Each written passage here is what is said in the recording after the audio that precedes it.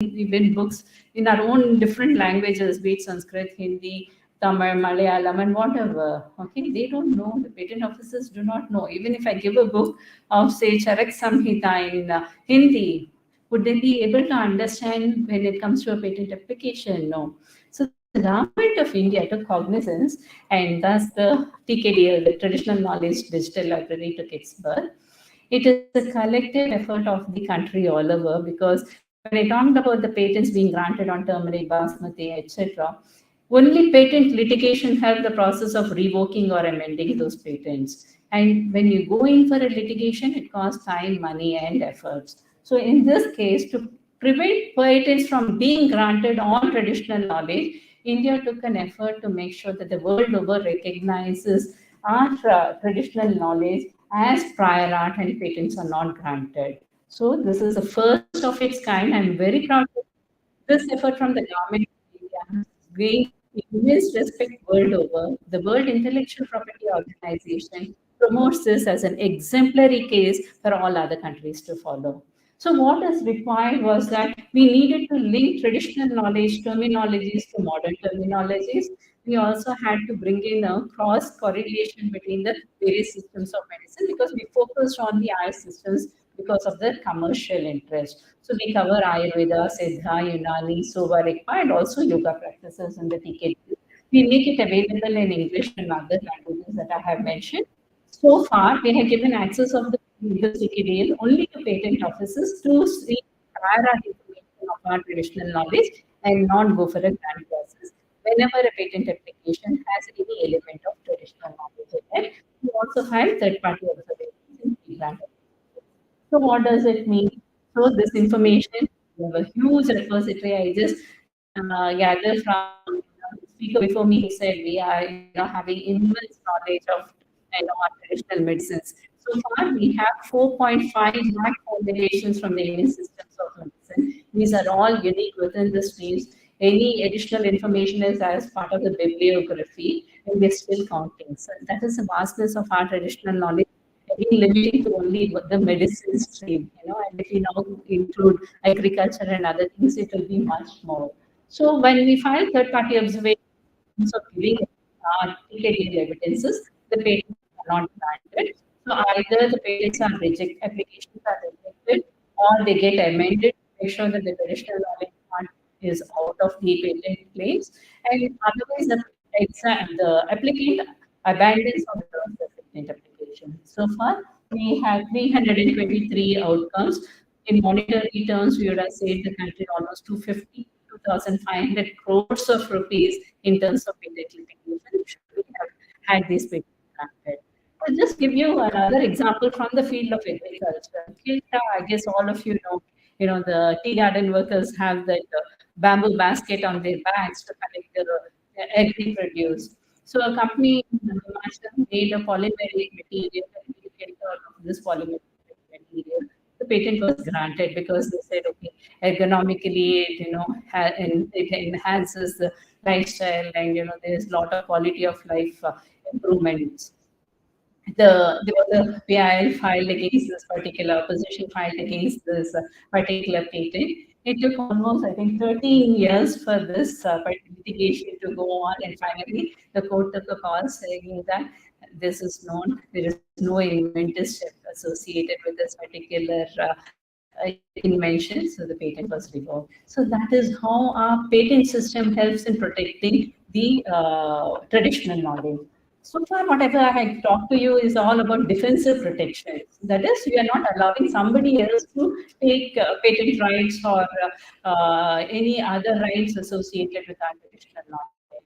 But when it comes to people's knowledge, that is, when we are talking of agriculture, when we are talking of meeting the tribal people and understanding their practices and all that, this largely it becomes a part of the oral traditional knowledge that has been, passing on from generations to generations. You need to be mindful that this knowledge is the rights, the custodians are the people.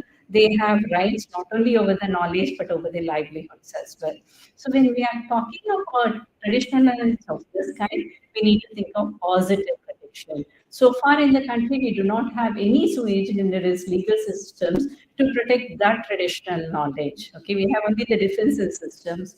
But then there are some indirect frameworks from the government of India that protects the rights of the people to some extent where their traditional knowledge is concerned. One is, I'll go into the details as I move forward. One is the geographical indications. I've given you enough examples on this particular screen because any particular product or goods or even plant from that particular region can be protected. It is a positive protection because it gives a brand value and a premium to the farmers, especially in agriculture. Here, the academic organizations who are gathered here may not be able to file a geographical indication because it is generally the producers or associations who need to file, but we can play a facilitator role. And that's the reason I wanted to speak before you so that you would be able to take this knowledge forward and, kind of pass on the information that your faculty can also help, filing geographical indications for your communities. The second example is of the plant protection of plant varieties and farmers' rights act. Here in this case, because of paucity of time, I'll go directly. The farmers' varieties can be protected. So in this case, there are two varieties. One, the farmers' varieties, which are traditionally cultivated, and those varieties which have been selected based on common knowledge. So this again, the KVKs come in play. Okay, so you can connect, the university can connect with the KVKs to ensure that the farmers' varieties are protected because this is again a legal tool. It gives a protection anywhere between 15 to 18 years. And I think the farmers do deserve this kind of protection for their varieties. It gives a premium. So again, this PPV recognizes these kind of initiatives. They call the genome saviors. Okay, one is an example of the MS Swaminathan Research Foundation, where they have the rice seed village program. They have been able to cultivate lost varieties, traditional varieties, and they have been given this genome savior award. And not only that, this multiplied also.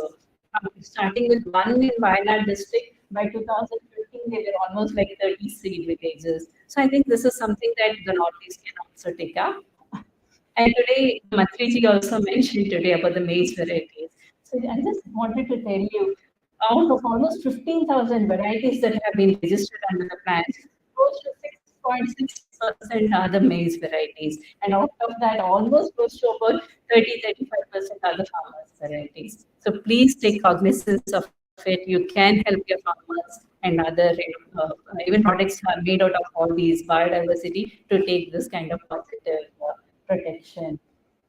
Kunal, I'll not touch upon because I think Dr. Bedimal has given enough. It is just to say when we are talking of documentation, again taking lead from what you mentioned, we at TKTL do the documentation of all the classical texts so far, but there is a very important initiative from the government of India under the National Biodiversity Authority. It's called the People's Biodiversity Register. The biodiversity management committees that work at the village of panchayat level with prior informed consent of the knowledge holders document this. So you can also connect with your DICs at the local level so that these people's knowledges are all connected properly and legally. So this is, to give more information on agriculture and its relevance, I'd like to highlight this. Professor Murthy has also mentioned the ICAR has brought out 5 volumes of traditional agriculture with about 7 documents in fact, and 3 of them are dedicated to scientifically validated traditional agricultural practices. The latest being from 2020. And in this particular document, they mention about 38 validated TKs, and out of that, 23 are multi-center trials. So it kind of gives you a confidence that our traditional practices are still relevant. And also, they have brought out the geographical indications. Please have a look at it. Again, because of paucity of time, I'll not go into the details, but I think the universities in the Northeast also can help the process. We TKDL have with the experience that we have in Indian systems of medicine, have taken with the help of the Asian Agri History Foundation. Of course, Dr. Sunita Pandey is here. We had gathered information of all the classical texts. It took almost 2 years to decide about the framework. That's the vastness of our traditional knowledge. It's not so easy. Talk it mantras or talk it, astrological predictions or astronomical predictions or even probability. There's so much information. It took 2 years for us to come up with this framework, and the documentation process is now beginning. This is very important because for innovation, our traditional knowledge is important, and we rely on the pillar of the national IPR policy towards driving innovation. Education, traditional knowledge is taking an important role in the NEP 2020. When students are, asked to go and learn from the local local people, the knowledge holders, and the community, and in turn also teach. I think this is going to be a win-win situation for India because without traditional knowledge, I think we should not lose out on the value of our own heritage. I'm very happy to say that the government, taking cognizance of the decades efficiencies so far, has very recently announced its approval to widen access of the decade database to researchers to promote R&D, innovation, and trade. And also, we, as I mentioned, we are exploring expansion into other area as well as oral traditional knowledge. I would request all of you to please contribute to the decade. Thank you so much.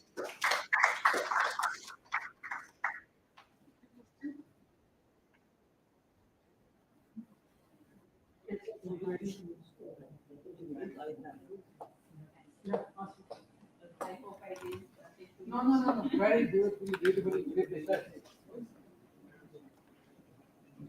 Thank you so much, ma'am. Now, I would like to take this opportunity to request Dr. Kalyan Pathak from Assam Agriculture University to kindly deliver his talk. I request Professor Devendra Chakraborty to kindly felicit Dr. Kalyan Pathak.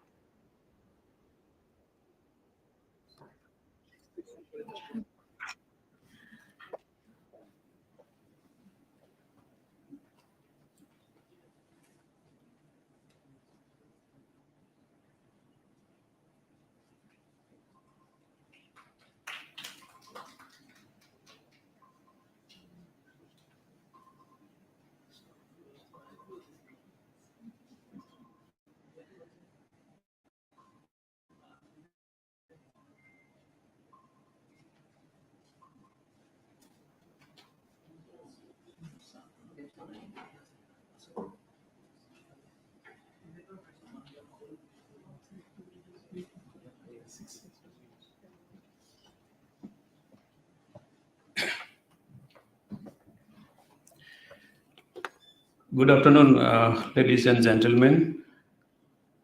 First of all, I thank the organizers for giving me the opportunity to be here. I won't take much time because we all know now traditional agriculture and Indian knowledge, much has been taught by the previous speakers. So I want to just share some of the things what Dr. Borgohai was telling about the roadmap and others. And our Dr. Pathak sir also mentioned the validation of some of the, traditional knowledge in the form of some scientific justification and others. So, so this I will not go because we all know that we are in the words of, the protecting the environment, what we call as sustainable, whatever organic farming and others, the solutions. The sustainability is the challenge, and I would see two fronts, that is, the feeding the growing population. Of course, we are sufficient in some of the commodities that has to be sustained and even increased. Secondly, the quality of the environment. Both are now important. To do this, I think we have this traditional, strong traditional background in the Indian, and we have seen that we have practice from ages.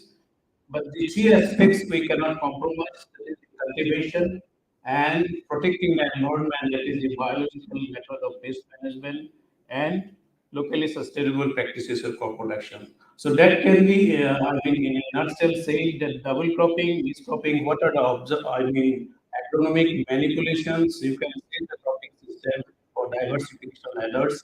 So these are the things which have to be strengthened in the view of the environment and possibility. Such practices have significant role in achieving the sustainability and also the environmental quality. So these are the pictorial description of the traditional knowledge. I will not repeat, but these are the things where again we are respecting our traditional knowledge, and we are trying, as Dr. Prasanna Pathak said, we were in hurry for adopting some of the practices, but now we realized that there are many things that can be scientifically proven and also adopted.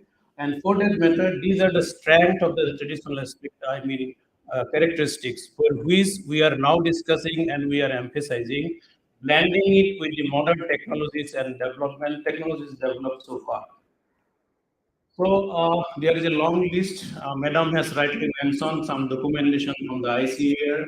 So these are the traditional statewide. I just brought it a sample for the whole of the states in India. 19, we have different technologies, traditional practices, and some of them the Agriculture University has come up with some validation. I will show some samples. So again, this is Paramparik Krishi. I brought this slide because we are also now promoting natural farming. In fact, in university, we are also starting a project on natural farming. So in that light, I have brought this one, the Bharatiya Prakriti Krishi Vyavastha in systems in different forms. So this organic farming, zoic खेती, then natural farming, then the use of others animal parts, this biodynamic farming. We also are talking about the DC Krishi, Pansagarbha Krishi, and the nutritive farming. So with this, this is keeping in background what we really doing in Assam context. I have brought some examples. So these are the some practices which were practiced earlier. Nowadays also we are promoting that for the first picture showing the birds parcels for pest management others, and for water management small field we are making ponds. Then these are the indigenous system to be promoted as solution. I will not repeat, but this organic agriculture, multiple cropping, crop rotation, they have that, properties, and we are allowing this one. As Dr. Bhupam has mentioned, the diversity that actually, sorry, we have enough number of diversity of crops, not only in the crops, the varieties as well. Farmers are also preserving, and that has to be promoted, and we can select some of them from the nutrition point of view. So finally, there is relationship between agricultural practices and biodiversity, indigenous knowledge, which is must, and we are having it. Now the biodiversity has to be conserved, and that is the, real challenge nowadays. How we can, and for that matter, solution is the policy, so that we can attain that sustainable development. So this is the how we can go ahead. So the few examples, as I said, the authors are also mentioned. These were proved. Some weather prediction. These are, we know this dark saying. It is in Assam with Dakor boson. It is said. For example, for weather prediction, the first description, it is in Assamese. So in the last line, if there is lightning on the northern side, it indicates drought. If it is on the southern side, run for cover, just to cover. Then it's on the eastern side, there will be good production of betel vine. So it's a common plan in Assam. And if it is on the western side, there will be floods. So accordingly, the farmers or forefathers, they protected or action were taken. Similarly, indigenous water management practices was there that was published, and some rationalized perceived rationale has been given. So this is in that book Dr. Pathak has said. So I just brought how these practices can be adapted now, even it has relevance. So accordingly, we can use the techniques to be revalidated or to be modernized in relation to the situation. So these are some of the pictures like for watering and lifting water from down, then bamboo drip irrigation, underground water tank. This is now we all know in the high rainfall areas, particularly water harvesting tank and others. Then agro-advisory traditional system. This is the because if we it is said that if embankments are prepared at frequent interval at the field, one can go salipedi even at the hilltops. So that is the seg basin design of irrigation, what we call. So that is why the remark is creation of seg basin structure for retaining rainwater in the rice field. That means rice is a water. So these techniques we can follow, we can adopt, and we also rectify. Then the what Dr. Borua was in the meeting said, that the splitting of skewed American and puddle soil can be tested, seeing on there. So these technologies has been validated. Similarly, for climate change, yes, we are now, facing this problem. So for transplanting, this is a technique in double transplanting. So that was followed. These techniques have now relevance, and we need to, adopt and popularize among farmers with the situation. So this is the last one. Technology. For example, I have brought this is strategies for climate change, stubbles of boro rice. This is summarized in Assam. So these are raising of return crop rice. Sometime we grow. So there can be another harvest. So these things were practiced with modern varieties or other technology developed that can be adapted. So, of course, these are some pictures that are being practiced in the farmers using their local traditional practices. So finally, I will not repeat. This is the scene that why Indian agriculture, traditional agriculture are respected. There are so many justifications. They have explanations. But now is the time of resurgence of organic agriculture. We are approaching. So finally, I draw this conclusion that different agricultural practices that are used by the native people directly or indirectly improve the biodiversity. So that has to be promoted. And we need to preserve this unique indigenous knowledge because of all the scientific discoveries explode from the indigenous knowledge. If it is lost, then it will directly affect the livelihood of the great civilization. So with this, it is finally I would say that it's very important to make strong policies in order to conserve both indigenous knowledge and biodiversity. So this is a very nutshell in contribution of Rupam Borgo's presentation. What we are following in the university, trying to follow each other. So I think in the days to come, if we can see in that angle, the conference of Dhara will be justified, I think, and we can also adopt this. Thank you very much. Yeah. See, like madam was saying, Ayurvedic written. See, that time was different. This time is different. The soil health, if at that time and the soil health now, the climate at that time and the climate now. So everything has changed. So do you think that using the same traditional knowledge will work out? Definitely not. Definitely not. But that's why I said situation specific, and that has to be customized along with the new technologies. Because at that time, suppose for example, the embankment in the rice field particularly, they were made by manually. Now we can use some small, machineries also. But my intention is that that concept can be, popularized or customized according to our need in the present situation. See, at that time, my grandfather was telling that we were realizing six seasons. Now we are only, realizing only three seasons: summer, rain, or cold. There is Yeah. no Hemant, no Vasant. These are not there. So, do you think how you can Yeah, yeah. I just call you because in Assam also we have the particularly in rice. At that time we have three seasons: Ahu, Sali, and Boro. And that Boro was also in the in the lowlands, marshy land. But now that has been changed. So there is again now if we have enough water, you can harvest three rice crop in a year in a 365 days. So that has been the same thing. And but what idea is that this knowledge or wisdom of the traditional knowledge has to be used, and it should be applied according to the need of the situation.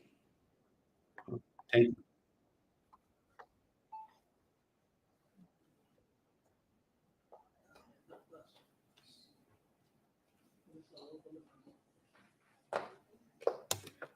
Thank you so much, sir. Now, I would like to request Dr. Pankaj Borwa from Assam Agriculture University to kindly grace the podium and make his presentation. I request Dr. Ishan Kolita to kindly felicitate Dr. Pankaj Borwa.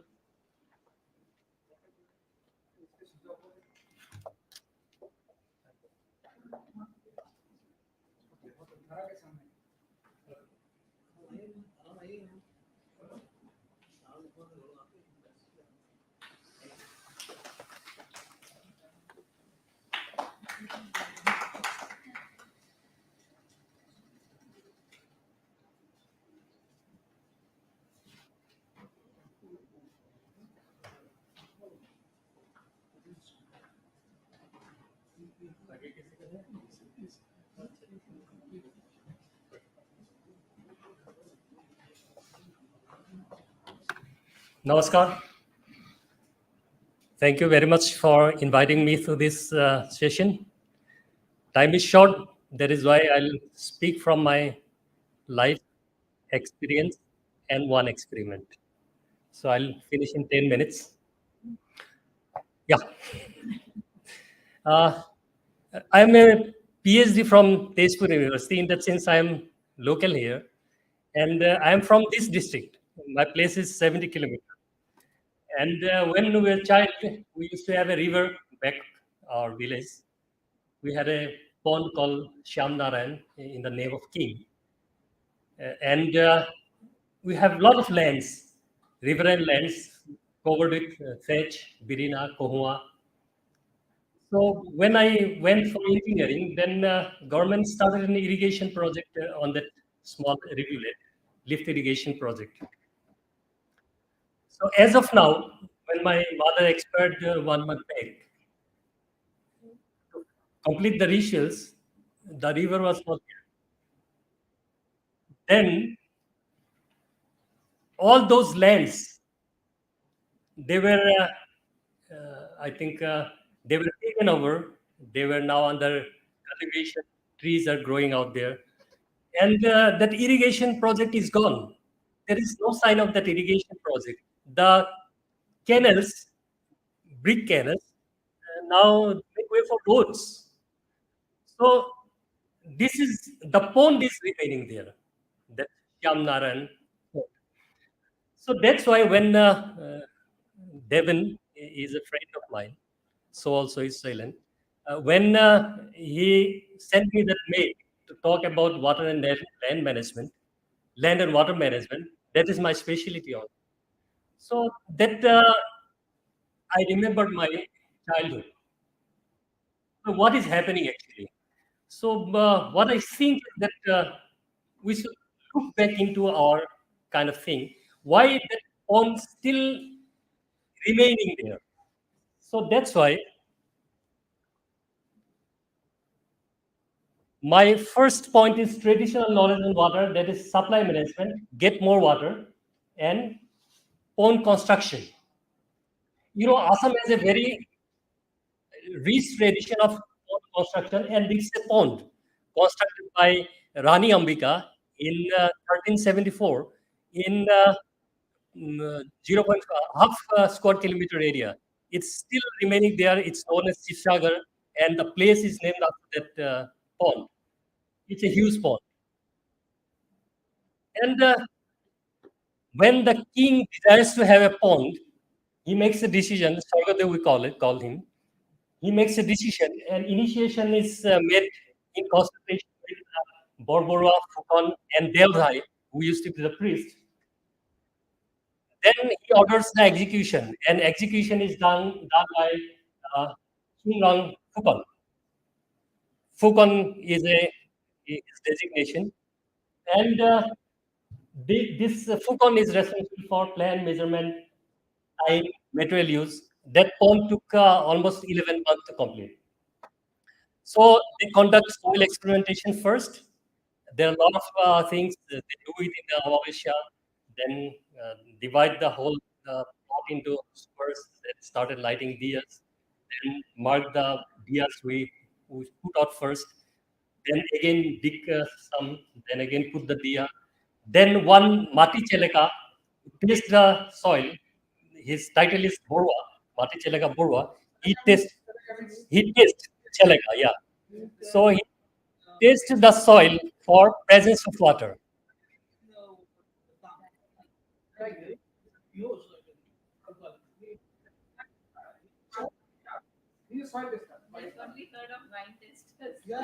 Yeah, then they finally identified the underground stream. Then they put a Naga Stamba, pipes out there, then put one tamka plate for purifying the water. Then from that Naga stump, water comes out from the underground aquifer, artesian aquifer. Then they construct the embankment. That was the kind of pond constructed long back, and that is the pond that are there in my village still surviving the time they after Shamnara Raja. So it's still there. Even all these ponds are still there. Even that Shivsagar pond, it supplies water to the whole Shivsagar. Uh, and not only that, they used to maintain that level of water in that pond by having interconnection with drainage system. So these three ponds are in a span of nearly 25 square kilometer, all in Shivsagar. You'll find these in many places in Upper Assam and also some places in Northern Assam. And I still wondered, in my village, the water table is nearly at 60 feet. So at 60 feet of water, how a pond could exist for so long? So that kind of technology can be a good paramparic technology for all of us. We still construct from, we still construct from this server, but not with that our paramparic technology. So we need to probably study it further and work on that line. I'm in that line, but I admit my like still all those 30 years I cannot do it. I think someone should work on that. Next is in Northern Assam, we have an irrigation system called DOM. This system is entirely managed by the, in those areas, mostly Baba areas, these are almost like when it doesn't rain. If you do not have this, they do not have water for irrigation, they do not have water even for drinking. So you can see that normally they they render services. They render services for construction of the check dams, then take the water to their villages, then replace their water harvesting and use it for agriculture. That water harvesting is for this livelihood. Sorry, for daily use. Then the small things they have to repair in between. They have a very organized kind of system. The main long bund that is managed by an Anchalik committee, and depending on the source, can be 200 to 1500 villages. There are different type of compounds. Then a high long is managed by group committee, which is from 50 to 180 villages. Then they have branch canals called Kakadong. Then they have Pahilong. Then they have Pahanj. So all are managed by this Tata committee, and under Tata committee, they have a village captain and and they have to render service 25 to 30 times in a year for repair of their check dams and also water channels. And this committee charges rupees 25 to 30 per biga for their works. So this system has been in use since 1930. And still now, it is prevalent in at least 4 districts in Assam, in northern Assam. Then we used to have a lot of traditional rainwater harvesting. We call that khal, hola, and pukuris.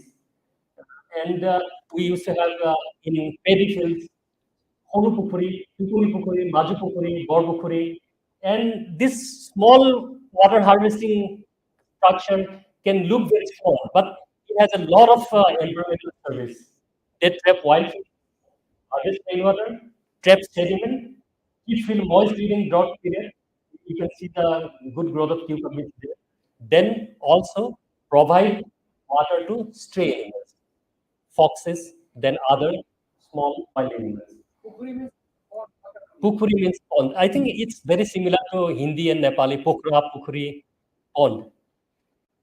Then you can see this for excess runoff flood moderation. Then they also do groundwater replenishment. Then residual moisture for an early crop. This is a very common scene in Assam. You grow a gourd or a cucumber near to that harvesting structure.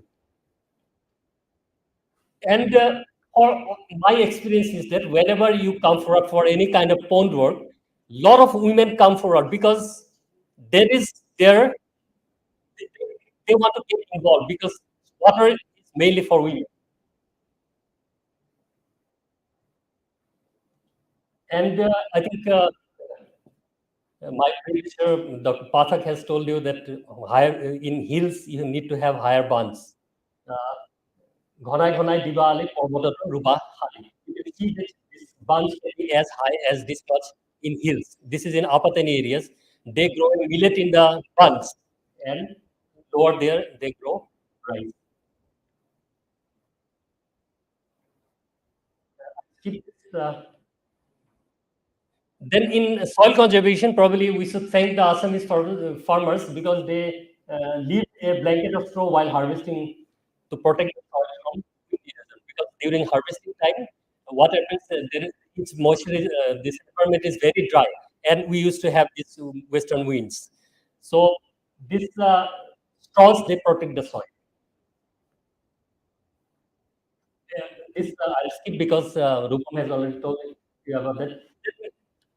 From my life, what I feel is that riverside land management is very important for us because the river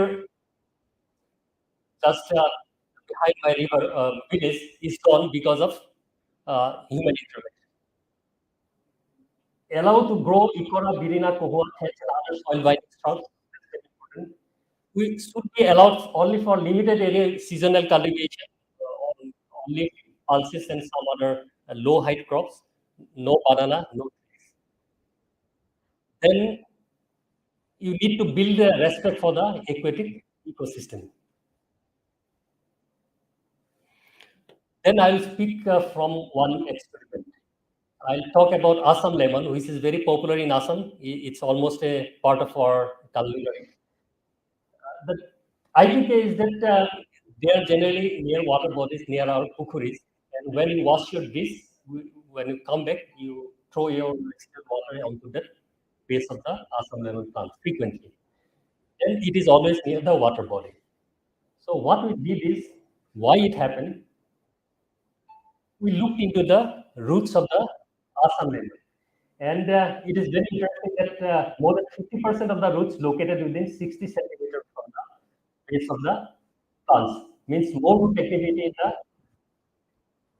this region. 81.6% roots are there in there. So that that is why probably it requires frequent watering. Then why would because now this Assam level plant is commercially cultivated, the farmers they need to have an alternative. We experimented with drip irrigation. Then we conducted experiment for 2 years. This is the waiting pattern studies. We conducted this experiment for 2 years. And then ultimately what we studied is that two drippers of 2 LPS capacity fitted at a distance of 30 centimeters from the trunk on either side of the plant is good for the plant. The irrigation frequency should be every day. Means what we came back is that frequent irrigation, the traditional practice, but we have provided a modern alternative.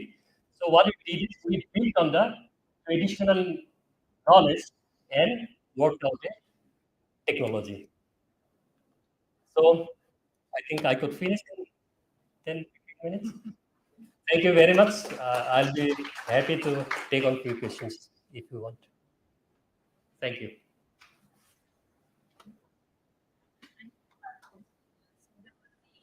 Co-opting or integrating technology with the traditional practice, right?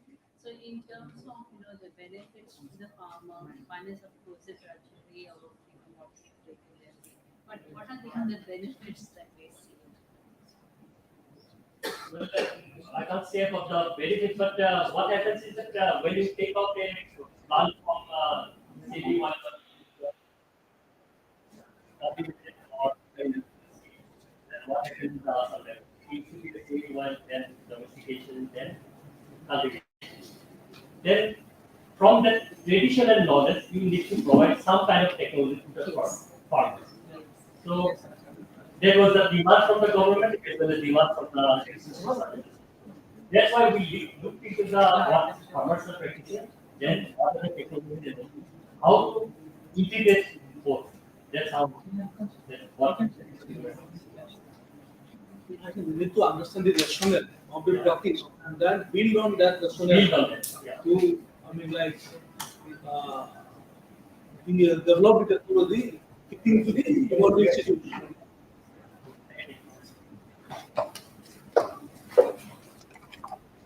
Thank you so much, sir. Now, I request Professor N. Punyamurthy, Emeritus TDU Bangalore, who will be interacting us through a virtual mode to kindly make his presentation.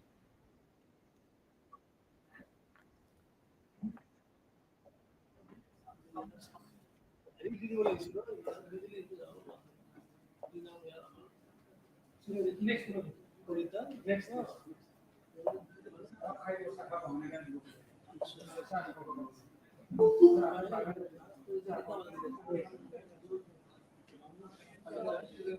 Hello. Yeah. Good evening. Yeah, good evening. You hear me? Yes, we can hear you, sir. Yeah, good evening, sir. This is Bimal here. Yeah, people, how are you? I'm fine, sir. So, are you going to share that one, sir? Well, yeah, you can share that. You are there, you can always supplement. One second. I'm just.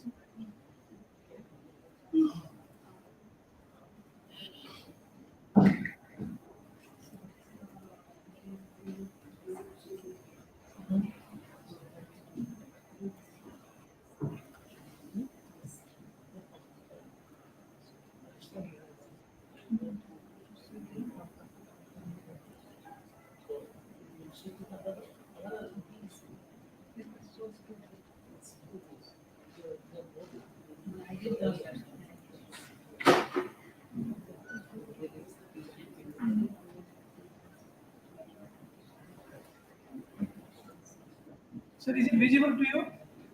Not yet. No. Now, are you able to see? Still not.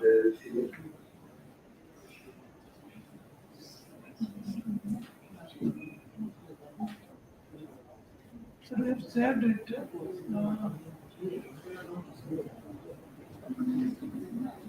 Just.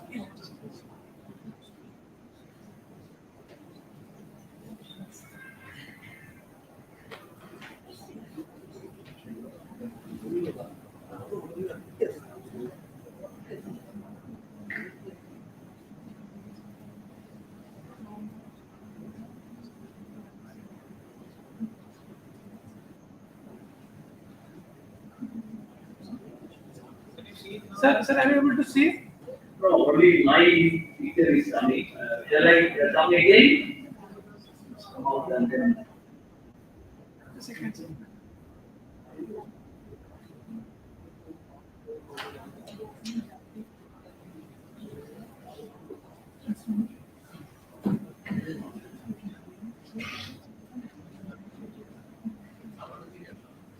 Now I am able to see you both. Okay, just. Look, those 50%. Yeah, is it also there?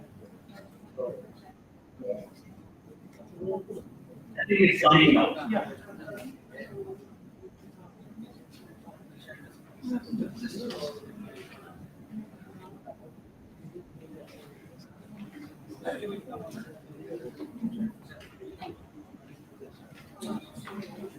Yeah. Yeah, you can go in full screen. Okay. So, so let me introduce.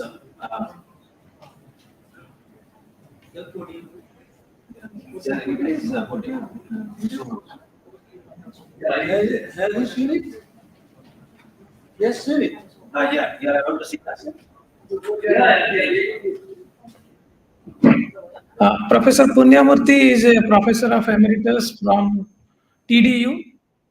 It's a private university in Bangalore. Before that, he was retired as a professor from Department of Veterinary Pharmacology and Toxicology from Tanvas, which is called as Madras Veterinary College. So he has he has developed this 23 formulas, which has been validated by NDDB, National Dairy Development Board, and Transdisciplinary University. And he's going to speak about this, how this ethno-veterinary medicine he has worked out and he shared with NDDB free of cost, and it is available online also.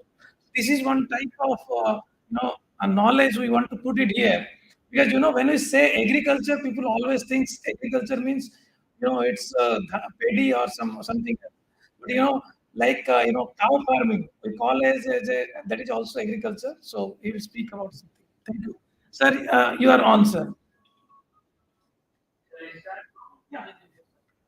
So with that, Professor sir is there. He is the head of IKS, Vice Chancellor from our AU is also there. Jagat Vishwajan and Dhara is there from CSIR and other elite personalities. Sir, you can address that. Yeah. So, madam, we met recently in Kerala and we also had met there. So, esteemed scientists and officials from various sectors, and I'm very happy.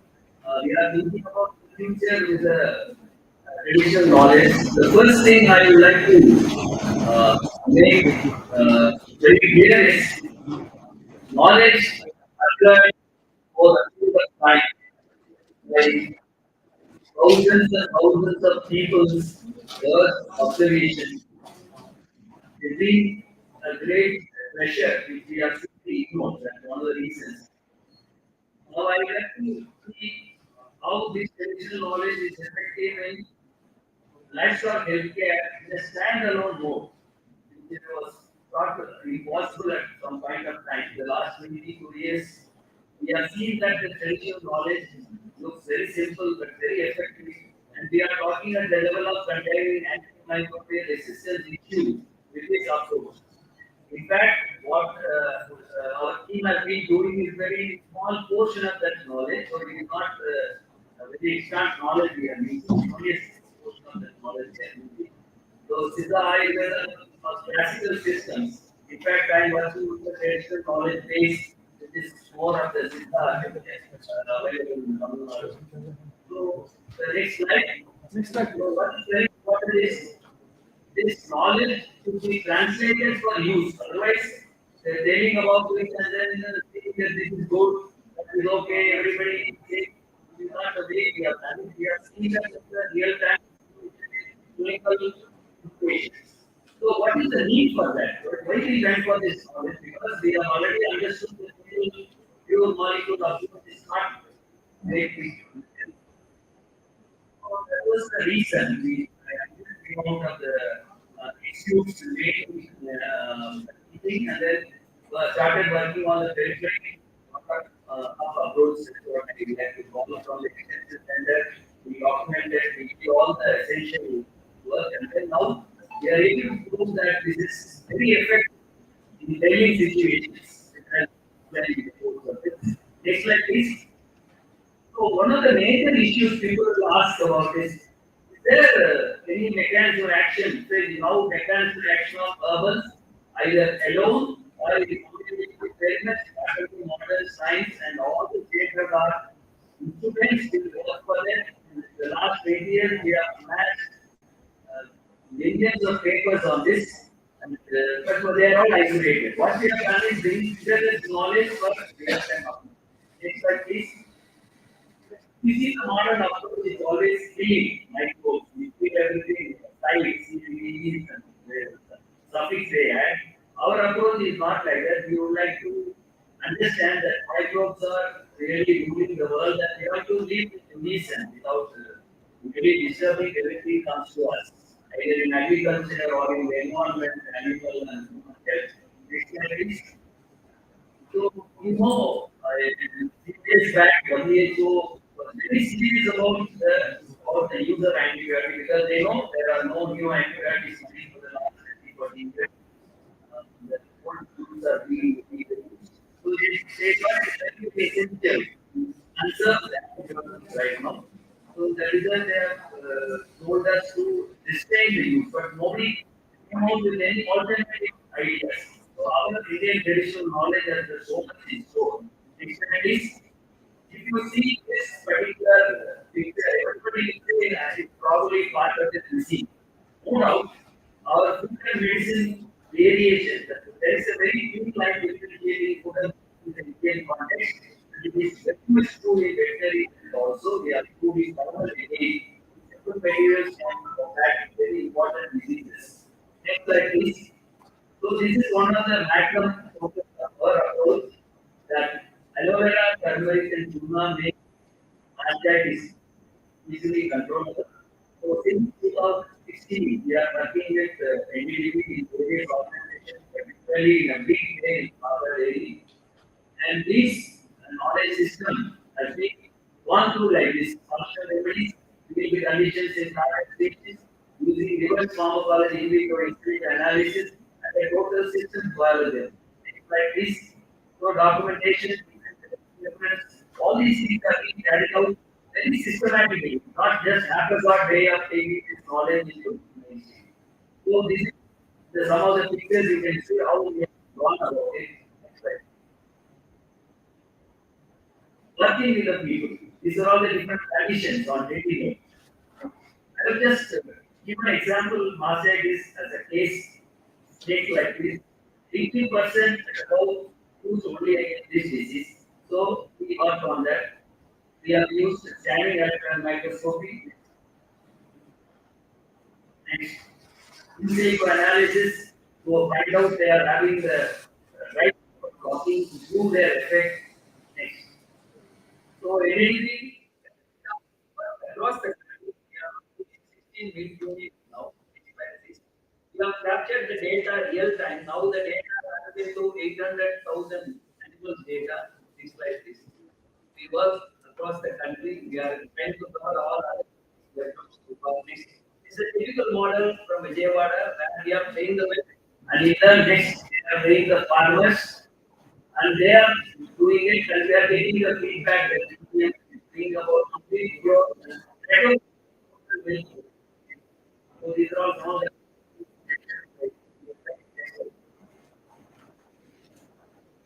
these are all available in the public domain. You know the value of this knowledge put in the public domain and also in a very authentic manner is very crucial for this forever.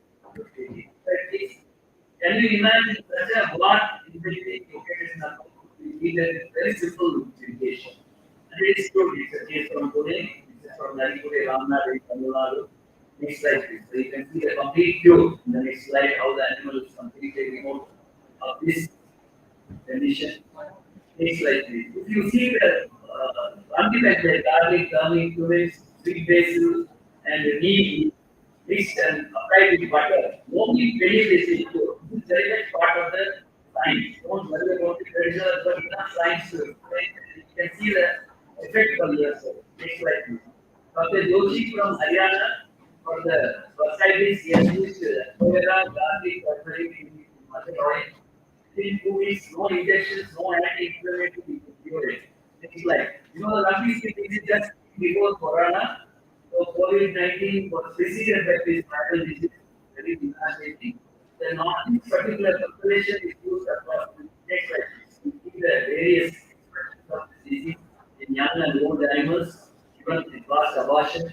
You know, bitter leaf, pepper, and salt brought down this virus to its peak and we are able to keep it. Things like this.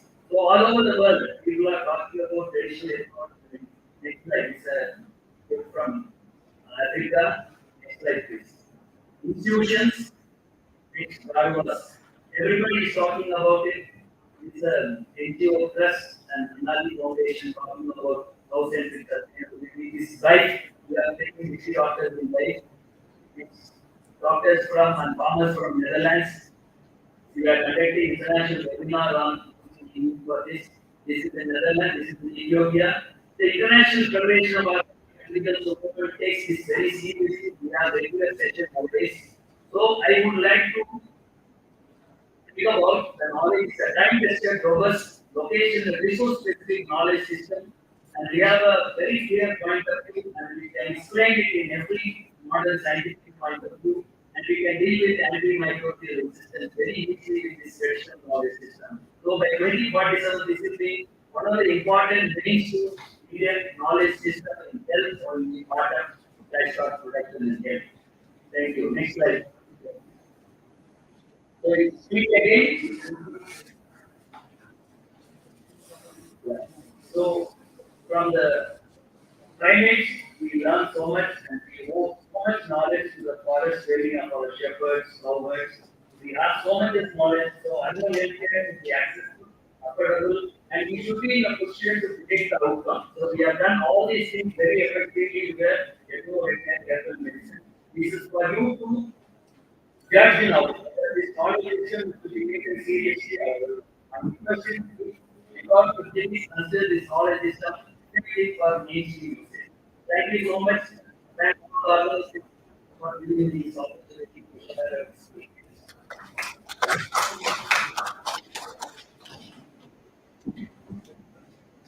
Any questions, audience is ready to answer?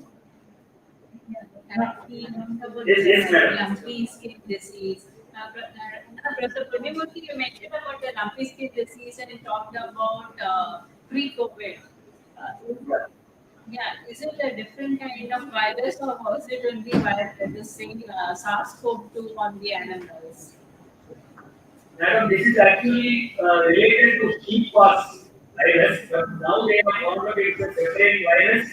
We started about some 40, 50 years back in Africa and slowly traveled to Eastern Europe and now only 2018 they recorded for the first time. They have isolated and said it is likely to come from the sheep-pox virus. Okay. How long is this treatment? I mean, what's the duration of this traditional treatment that Italy said prefer? Lethal leaves, pepper and salt has got to be given on the first day every 3 hours, and then the following days 3 times. And we have also got another preparation with about 12. It deals with the fever condition of that. So it takes about 5 to 7 days. And the advice is not to rub, past lesions affecting mostly the implants and things. Very clean. So people should not rub. They should not allow the opportunity to create wounds on the surface of the skin. Unfortunately, lumpy disease virus affects and creates nodules not only on the outside but also in the retina, esophagus, lungs, and many other internal organs. This is why young calves, 1 to 6 months, they suffer more. But they are able to see a recovery, but it takes a longer time. Other animals normally we between 7 and 10 days. They come out already. Without any Yeah, again, I mean, I'm talking from a modern science perspective. Typically, viral diseases are known to be kind of, passing on, contagious kind of. So, would your treatment be also prophylactic or only therapeutic? always we talk about madam, this is prophylactic also because in cases when you find 1 or 2 nodules in 2 or 3 animals in a farm, then you start giving to other animals who have seen this is not spreading. But this is very, very unique in foot and mouth disease. They have recorded very categorically because unlike this LSD, we do not know the spread, we are not able to fix this mode of transfer. Whereas FMD comes like a wave. You are giving a treatment of other preparation, herbal preparation in FMD. We are able to take the spread. Prevention is very much part of our approach. Thank you. Thank you so much. Thank you, sir. Thank you for your presentation. I will present the rest of the things here. Okay, and they have already demonstrated some of the mastitis and LSD yesterday. And tomorrow we have an open house discussion, and I have displayed the whole 23 formulas here. Sir. Thank you, So sir. this is the best part of it. Easy transfer of technology. Traditional knowledge is a transferable technology to every group and corner of the country. Thank you so Thank you, much. sir. Okay, sir. Thank you so much, sir. Now, I would like to request Dr. Surajit Kalita from Assam Agriculture University to kindly make his presentation. I request Dr. G.S. Murthy to kindly felicitate Dr. Surajit Kalita.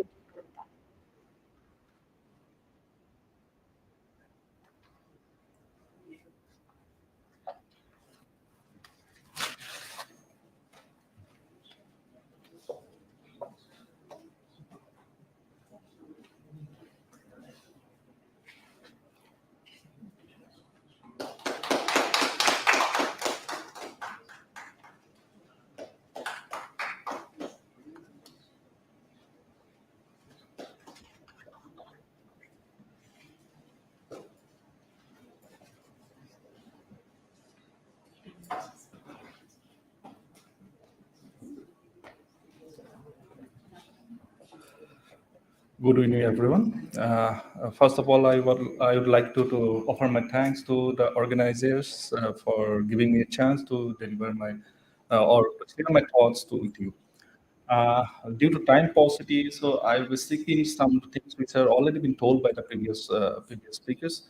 My topic of discussion will be how best the IT case could be utilized for the pest management. Basically, I have been working on collection validations and then dissemination of those technologies with respect to insect pest management. Basically, I have worked in 2 or 3 different projects wherein I have collected so many different IT cases that has been prevalent among the farming communities across the state. So I'll be sharing some of the thoughts there, and I'll be sharing, and also I have validated some of the important IT case at Assam University, and I was sharing how we have been just carrying out those activities and how best we can just disseminate in future. Regarding my previous speaker, Madam, said that we should promote this ZI registration and registration of plant varieties. Actually, Assam University has given some prioritization in terms of registrations of those indigenous uh, means products or processes in terms of your like this one, ZI. And this has been ZI tagged very recently in association with Assam University. And likewise, 5 or 6 numbers of your products has already been ZI tagged with the association of Assam University, and 4 or 5 numbers of your farmers varieties were been means registered under PPBFRA. So Assam Agriculture University has been taking care of in promoting, then protecting, and then validation of those indigenous technical knowledge. So these are all noted. These ITKs were known with different names, and it is not only the processes but also the know-hows and then consultations are in terms of folklores and all. So all those include the technology, which actually gives us so much of different knowledges which one can just take the advantage and in mitigating different problems. So these are some of the characteristics known to all. So I will skip that one. But here I have gone through some literatures where I have found that, you see, this hoeing technology, this hoeing or the cultivation practices was first recorded during Neolithic period in Assam and in Bengal. So these are these were earlier thought to be the traditional practices, but later on, due to its use, so it has translated into some modern technology or is an essential part of our cultivation practices. So these are different your timeline of improvement in traditional knowledge to our normal practices of cultivations. So these are also some of the during the Vedic period or Celtic period. So use of these irons were much more there in cultivation of the crops, and these could be related to our traditional knowledges, and later on these were being implied in our normal cultivation practices. So this is a form of transformation of traditional knowledge into our normal cultivation practices. So, you see, here I want to emphasize this. During 11th AD only, the storing of grains with a kind of your traditional structures, which has been plastered with mats and all. It is a customary Assamese tradition. Actually, we used to keep the seeds in storage structures, which is plastered with mud and cow dung, and this was been practiced earlier during 1100 AD, and it is still being part of our tradition, and it has been followed by most of our Assamese people. So these are some of the informations which I want to share. That these are the knowledges which has already been transferred to our normal cultivation practices. I, I won't go into the details, but already Madam has already said that Parasar has documented some of the processes which are again being translated to our normal practices. So what are the sources? That means what we have to just target while talking about these traditional knowledges. We have to talk. We have to go to the farming communities, and whatever the information they have been assessing, or they have been taking care of, those all the information in terms of their rituals, then their songs, folklores, then practices or know-how. Some in some cases, what happens when I visited some of the farmers, they immediately did not tell that these are the practices we have been following. But we have to go deeper into their cultures. What are the practices they have been following? And likewise, we have to extract the knowledges of the farming communities. And some of those means practices were not been practiced. They have been translated from elders to the youngest, but without any practice in reality. So those information is also very much useful for our coming periods to generate some of the informations. One of the previous speaker has already told that this food and nutrition always been a part of our culture, and it is goes hand in hand. And in so recently, Government of India has emphasized on the millet cultivation, but it was the cultivation of millet is a tradition in our Assamese society. And some of our tribes called missing, they used to cultivate these millets from long time ago, and they used to take it for preparation of different local wines and all. It is a culture of the mission community to cultivate millet from time immemorial, and they have been utilizing for their benefit. And this is also a part of our tradition that we have diversity of we have huge diversity of our fauna, and which are being reflected in our diet. These diets are very much rich in our minerals and other micro and macronutrients, and they have been just taking care of our health and all. And this is a part of our tradition, and knowingly or unknowingly, we have been just assessing those knowledges. Then this is the policy framework I have just formulated, that what we have to do. In case of crop protection, I won't go in details, but in case of your plant breeding in genetics, some of the practices like conservation of land races, then selection against novelty, then natural gene bank. This is a practice which is being followed in case of China.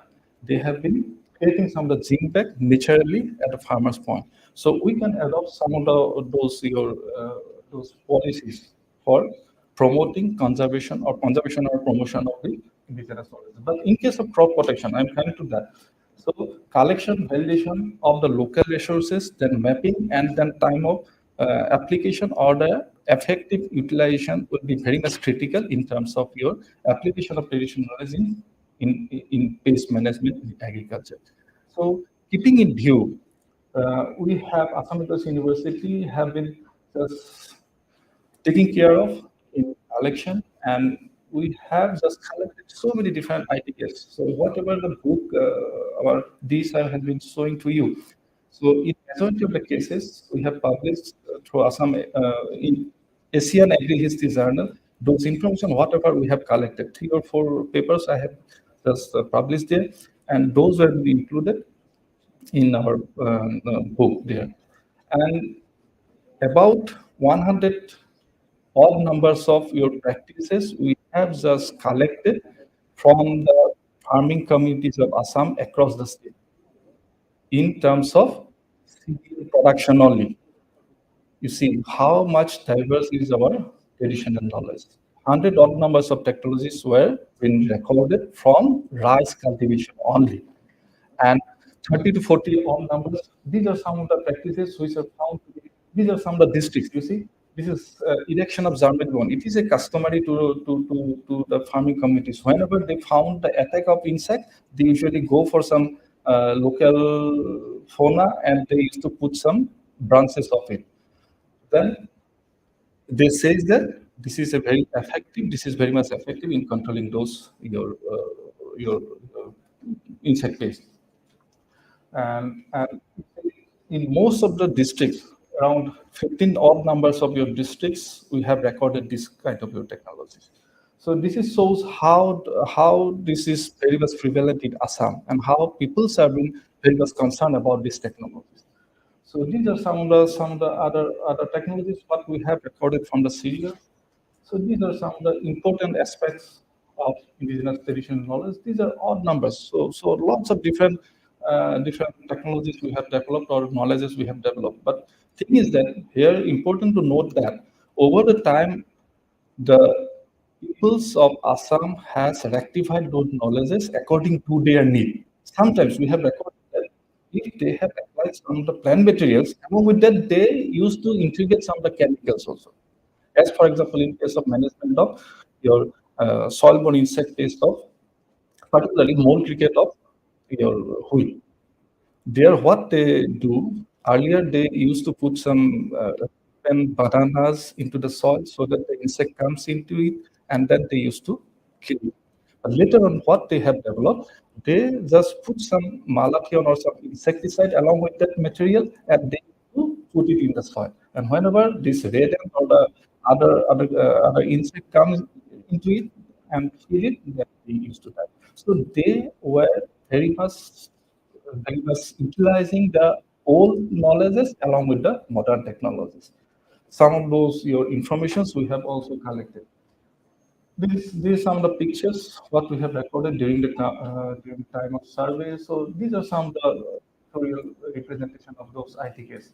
So these are some of the information like what are the knowledges that are practiced in case of vegetable cultivation, and mostly the people of Assam they used to put the wood ash.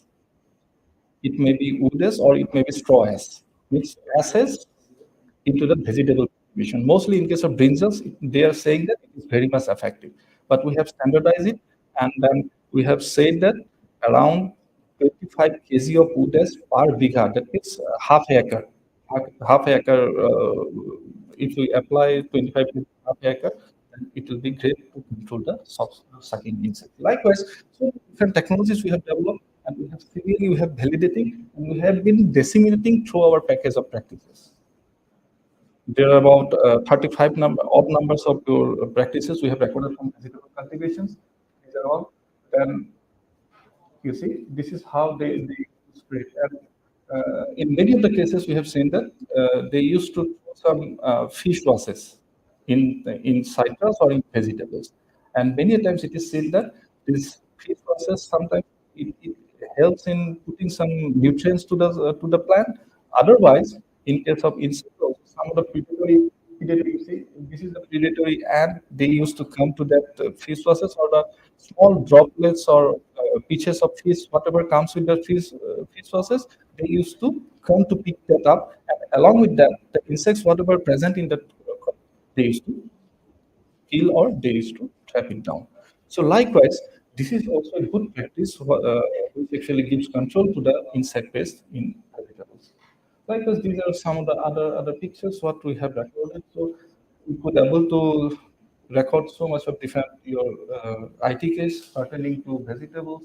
Then these are some of the pictures about the storage of your storage pertaining to the storage problem.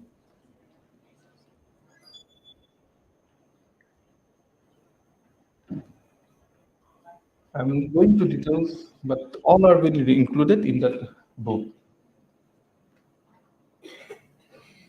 You see, my previous speaker also said about this. These are the practices whatever been followed in case of animal husbandry. In Assam also, some of the people they used to follow ethno medicines to control different aspects of your animal husbandry problems. When I was working as a subject matter specialist in KVK Chirag, I have encountered one special case. There, the piggery is a very much important sector among the Boro communities or tribal communities of Assam. Every household they used to just rear pigs there, and they says that there is a special plant called Akongos. I don't know the scientific name of it, but they used to take the bark of the plant and they make a paste and then they feed it to the pigs to control the worm. They says that I have visited 10 to 20 numbers of your farmers. They says that it is 100% effective. But thing is that we have to standardize the dose. What rate we have to administer. That means what quantities of the bark we have to mix it with the water and per dose of that. They says that based on the age of the piglets, they used to feed them up. They knows what is the dose, but they didn't disclose those doses to me. So likewise, though there are some indigenous practices are there which are very much been applicable in today's context also.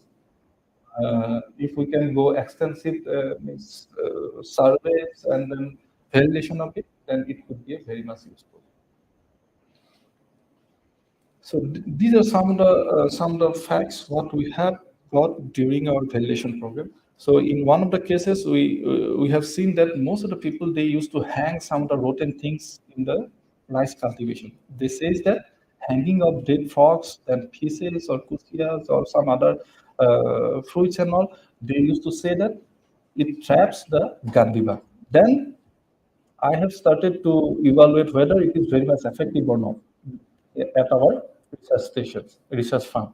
And I have found that whenever we install that dead fishes or dead things in our rice crop at the milky stage, it didn't work. Nothing was trapped. So what might be the possible cause of that? So it might be because everywhere rice is there. If you put a thing or a rotten things, it might not come because they have lots of rice to choose on. They have enough food to feed on. If I'm asked to take the rotten food, I won't go. As because I have some other food to take on. If there is nothing in the field, then it might come up. So time of application of that particular indigenous knowledge will be very much crucial in this case. So I'm trying to just find out at what stage of the crop we have to install it to just catch those areas. But farmers are saying that it is very much effective. So there might be some rationale or there might be some information which is I'm missing out. So I'll be trying to do that. How long will last? How many times do they change the fish or the prawns? This is just once they install that one, immediately it traps the gandhi bug. No, but your crop, once it starts to grow, it takes Actually, gandhi bug attacks during the milky stage. When it is in dark stage, it comes. Always it causes problem during that stage.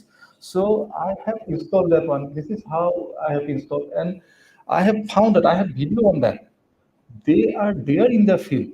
They are very much prevalent on the field, but they haven't visited these traps. And I have personally recorded that after 3 days of installation, these fishes or frogs they started emitting smell only after 3 days, and it start or it lasts up to fifth day of installation or sixth day. Then after that, it completely dries up. So during only 3 days left to attract that one. So possibly I have missed that correlation. At what point of time we have to install it and at what time we have to remove it. So that has to be found out. This is the rationale or this is the scientific investigation what we have to do before recommending to the community. This is how I have installed and doses at different doses also I have. Uh, There is another, so I have already told you that people used to put some sticks of some medicinal plants in their rice crop to protect their crop from insects. There is a plant called Posotia, what we Assamese call, and in scientific name it is called as Vitex nigando. And people used to put them up at a definite interval in the rice field whenever they saw the appearance of insect pest in their field. I have also installed at different rates.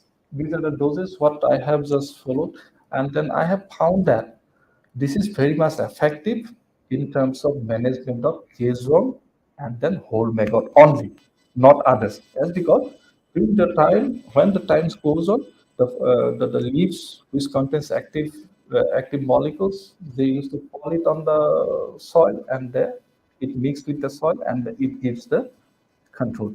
Mainly, caseworm it lives in the plant and whatever the leaves it falls on and it mixes with the water and then it kills the insect. That might be the possible rationale of having this kind of your effectiveness in the farmer's field. And I have standardized the dosing here.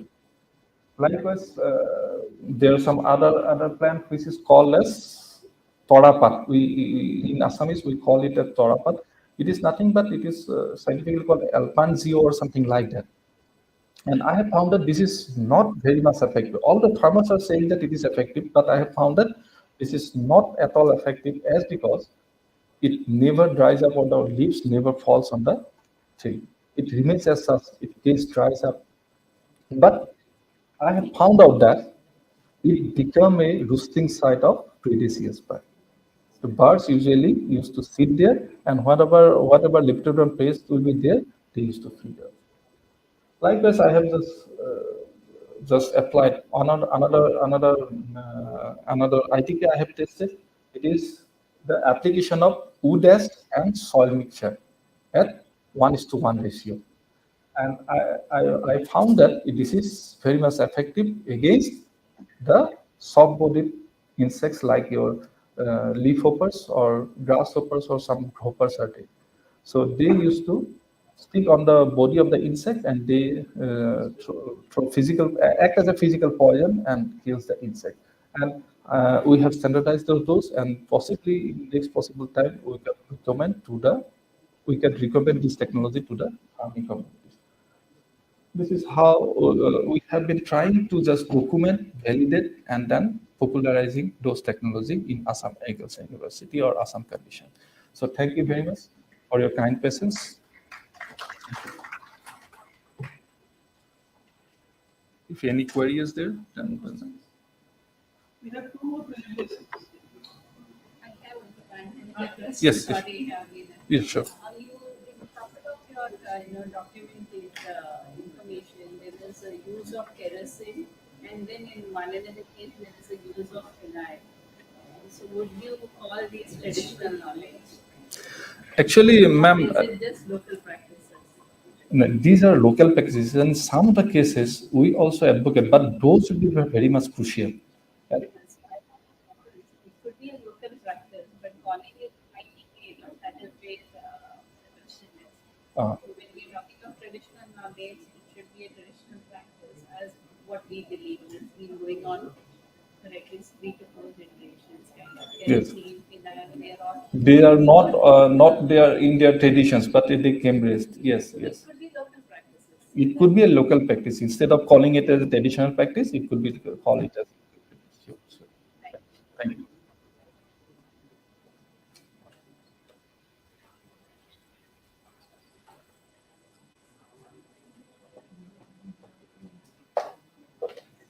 Thank you so much, sir. Now, I would like to request Dr. Sunita T. Pandey, Department of Agronomy, G.B. Pant University of Agriculture and Technology, to kindly make her presentation.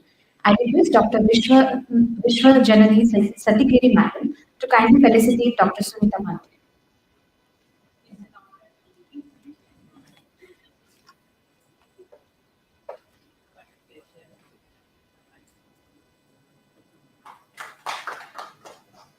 This is the treasure of Assam.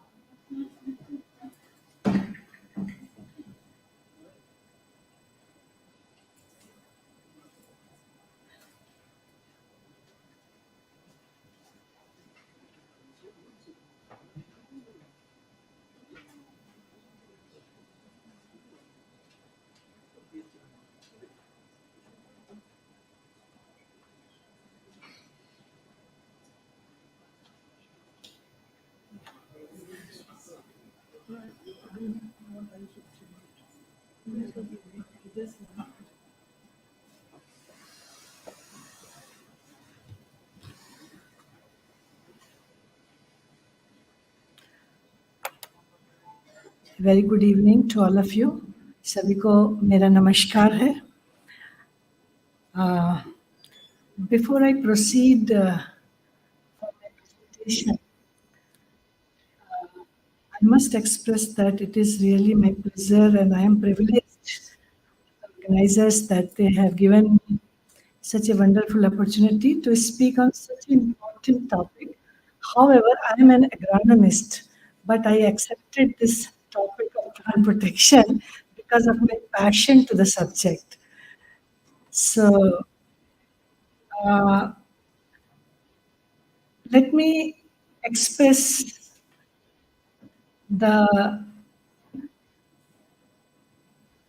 importance of our ancient wisdom as in the words of Dr. Nene, because he said, I quote, Indian agriculture and plant pathology in particular has been at great loss because of our ignorance of knowledge documented in Vraksha Ayurveda, written by different scholars over a period of 2 millennia.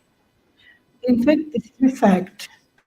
We can see most of the time, the top agenda of the discussion is climate change. And why it is happening, climate change?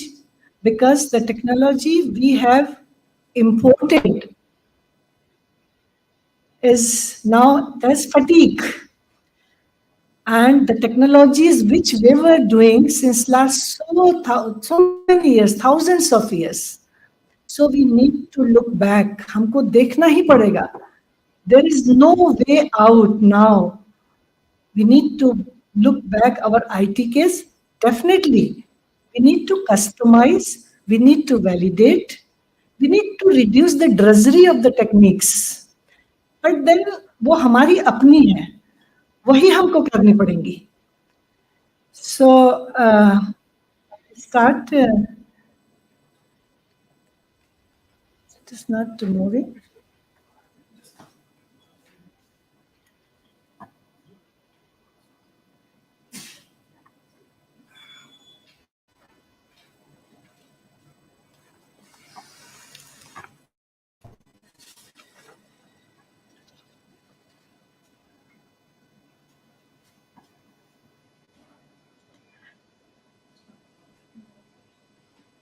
चलिए, जब तक नहीं होता है then we can proceed.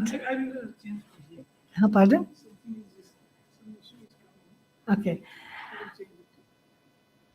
हमारा जो भी हमारा प्राचीन ज्ञान है, जो IT के हमारे पास हमने देखे अभी तक, we have a very good proofs कि हमें वो क्यों करने चाहिए. Since morning we are hearing about our GDP. It was 35%. It was 35%. And at the time of independence, it was around 1.7%. तो वो क्यों हुई ऐसे? And if we see our export industry, we can see that we exported cotton, we exported jute, we exported silk, we exported food crops, we exported medicinal aromatic plants. So many things we exported, and we had very good industry of export. And all that industry is, I think, more than 10 to 12 industries, export industry, if I say, they all were based on agricultural crop.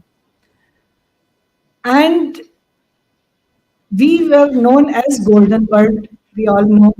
तो कैसे थे हम सोने की चिड़िया? हम export करते थे, और हम कभी भी, let me make very clear, हम कभी भी कृषि प्रधान देश नहीं थे. हम लोग अक्सर कहते हैं हम कृषि प्रधान देश थे. हम कभी भी कृषि प्रधान देश नहीं थे. हम कृषि और उद्योग प्रधान देश थे. कृषि प्रधान हमको ब्रिटिशर्स ने बनाया, हमारे उद्योगों को खत्म करके. और वो छोटे छोटे उद्योग जिसमें हर हाथ को काम था, वो कहीं आज भी हम स्टार्टअप के रूप में उनको फिर से देख रहे हैं कि हमारे बच्चे स्टार्टअप्स करें. तो हम कभी भी हम कृषि प्रधान देश नहीं थे, और हम इसलिए एक्सपोर्ट कर पाते थे क्योंकि हमारा एग्रीकल्चर बहुत एडवांस था। और केवल एग्रीकल्चर एडवांस नहीं था, हमारे उद्योग एडवांस थे as per the time, requirement of time, और हमारी डेयरी बहुत एडवांस थी, हमारी एनिमल हस्बेंड्री बहुत एडवांस थी। अभी एक मेरे प्रेडिसेसर्स आपने कहा शायद कि हम डेयरी की, हम केवल सोचते हैं क्रॉप्स एग्रीकल्चर है, लेकिन हमारा जो animal husbandry part is the source for good agriculture, because that brings life, that brings input to the agriculture and life to the soil. And today we are working on one health concept. If the soil is healthy, then only the plants will healthy, then only the animals will healthy, and then only the human beings are healthy. और यहाँ पर plant protection का बहुत important role है. But we need to look all those technologies. We need to look all those principles and practices which have been followed by our sages and saints. Lekin it is really very unfortunate in our university, like first university of Asia, G.B. Pant Agriculture, G.B. Pant University Agriculture and Technology, 174 fraternities in our college. If I ask open question, tell me the 5 names of our agriculture and animal husbandry visionaries, I doubt कोई भी बता पाएंगे, 1-2% को छोड़ के, वो भी जब हमारा वहाँ एशियन एग्री हिस्ट्री फाउंडेशन हमेशा लगातार कुछ ना कुछ बातें करते ही रहता है उसके बावजूद। तो we must look back, we must learn from our saints and sages and documents. So these are our some of the visionaries. हालांकि यहाँ तो मैं समझती हूँ सभी आईटी के वाले बैठे हुए हैं तो कईयों को पता होंगे ना, लेकिन हमारे यहाँ पर अभी ऐसा नहीं है, इन जनरल यूनिवर्सिटीज में नहीं है। So Vriksha Ayurveda, as the word says, application of Ayurveda in agriculture. Application of Ayurveda in agriculture. तो उस आयुर्वेदा में फिर हम जब खास तौर से जब प्लांट प्रोटेक्शन की बात करते हैं, then we need to look the basic vata, pitta and कफ। मुझे नहीं लगता कि कोई भी प्लांट पैथोलॉजिस्ट को आज तक फुर्सत मिली है कि हमारे यहाँ पर क्या कंसेप्ट है वात, पित्त, कफ का एप्लीकेशन जब हम प्लांट्स में करते हैं। त्रिदोष इम्बैलेंस जब हम देखते हैं, जबकि डॉक्टर वाईएल नैने ने बहुत अच्छी कमेंट्री कर रखी है वात, पित्त और कफ, और उनका क्या डायग्नोस्टिक होगा, क्या उनके रीजंस हैं, क्या उनका कारण है, क्या निवारण है। तो ये बहुत जरूरत है कि हमारे प्लांट पैथोलॉजिस्ट इस पर गौर करें। And I really bow to doctor Nene before each of my presentation because he deserves it. He remain unsung hero of our country. In fact अगर डॉक्टर वाईएल मैंने 1994 through Asian agri history foundation, उन्होंने इस पूरे वृक्ष आयुर्वेद को जो भी नॉलेज हमारे बीच आज हम देख रहे हैं वो उसको सामने लाए थे। उसके पहले बस एक वृक्ष आयुर्वेद एक बज वर्ड जरूर था, परंतु उसके बारे में इतना किसी को, स्कॉलर्स को खास तौर से आज भी कम ही पता है, और उस समय तो बिल्कुल नहीं पता था। So these are the documents जो कि एशियन एग्री हिस्ट्री फाउंडेशन ने इनको हम वहां से इकट्ठा करके और उसको पब्लिक डोमेन में लाया।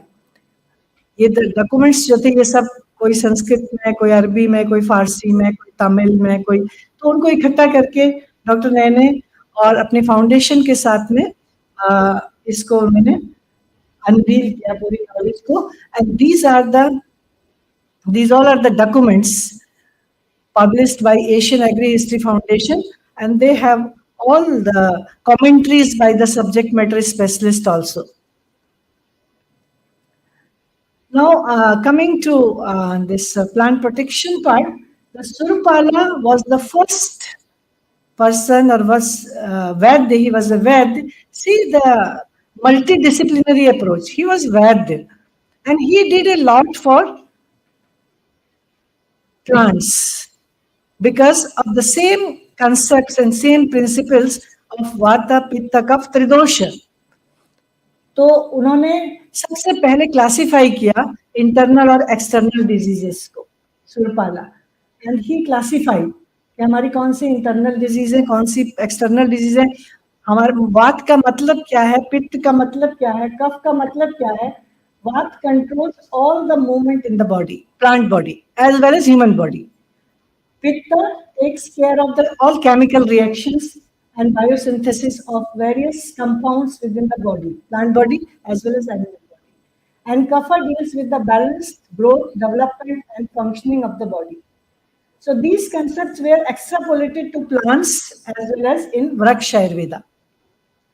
And these are the external abiotic factors which create diseases. Then हमारा जो ये पूरा वृक्षायुर्वेद का साइंस था, इसमें बहुत सारे डिसिप्लिन थे. Plant protection is one, we call it द्रुम रक्षा. And in addition to plant protection, every discipline we were having, every discipline.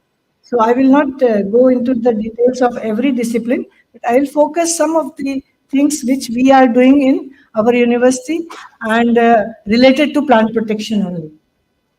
So you can see these are the technologies we all have. These are the technologies.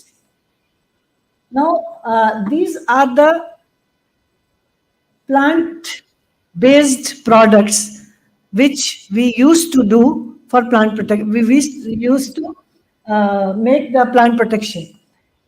These are the plant species, various plant species, and their properties. So we have, in fact, if we see, we have 1,000 number of recipes to be validated, and they need to be validated and to bring into the practice.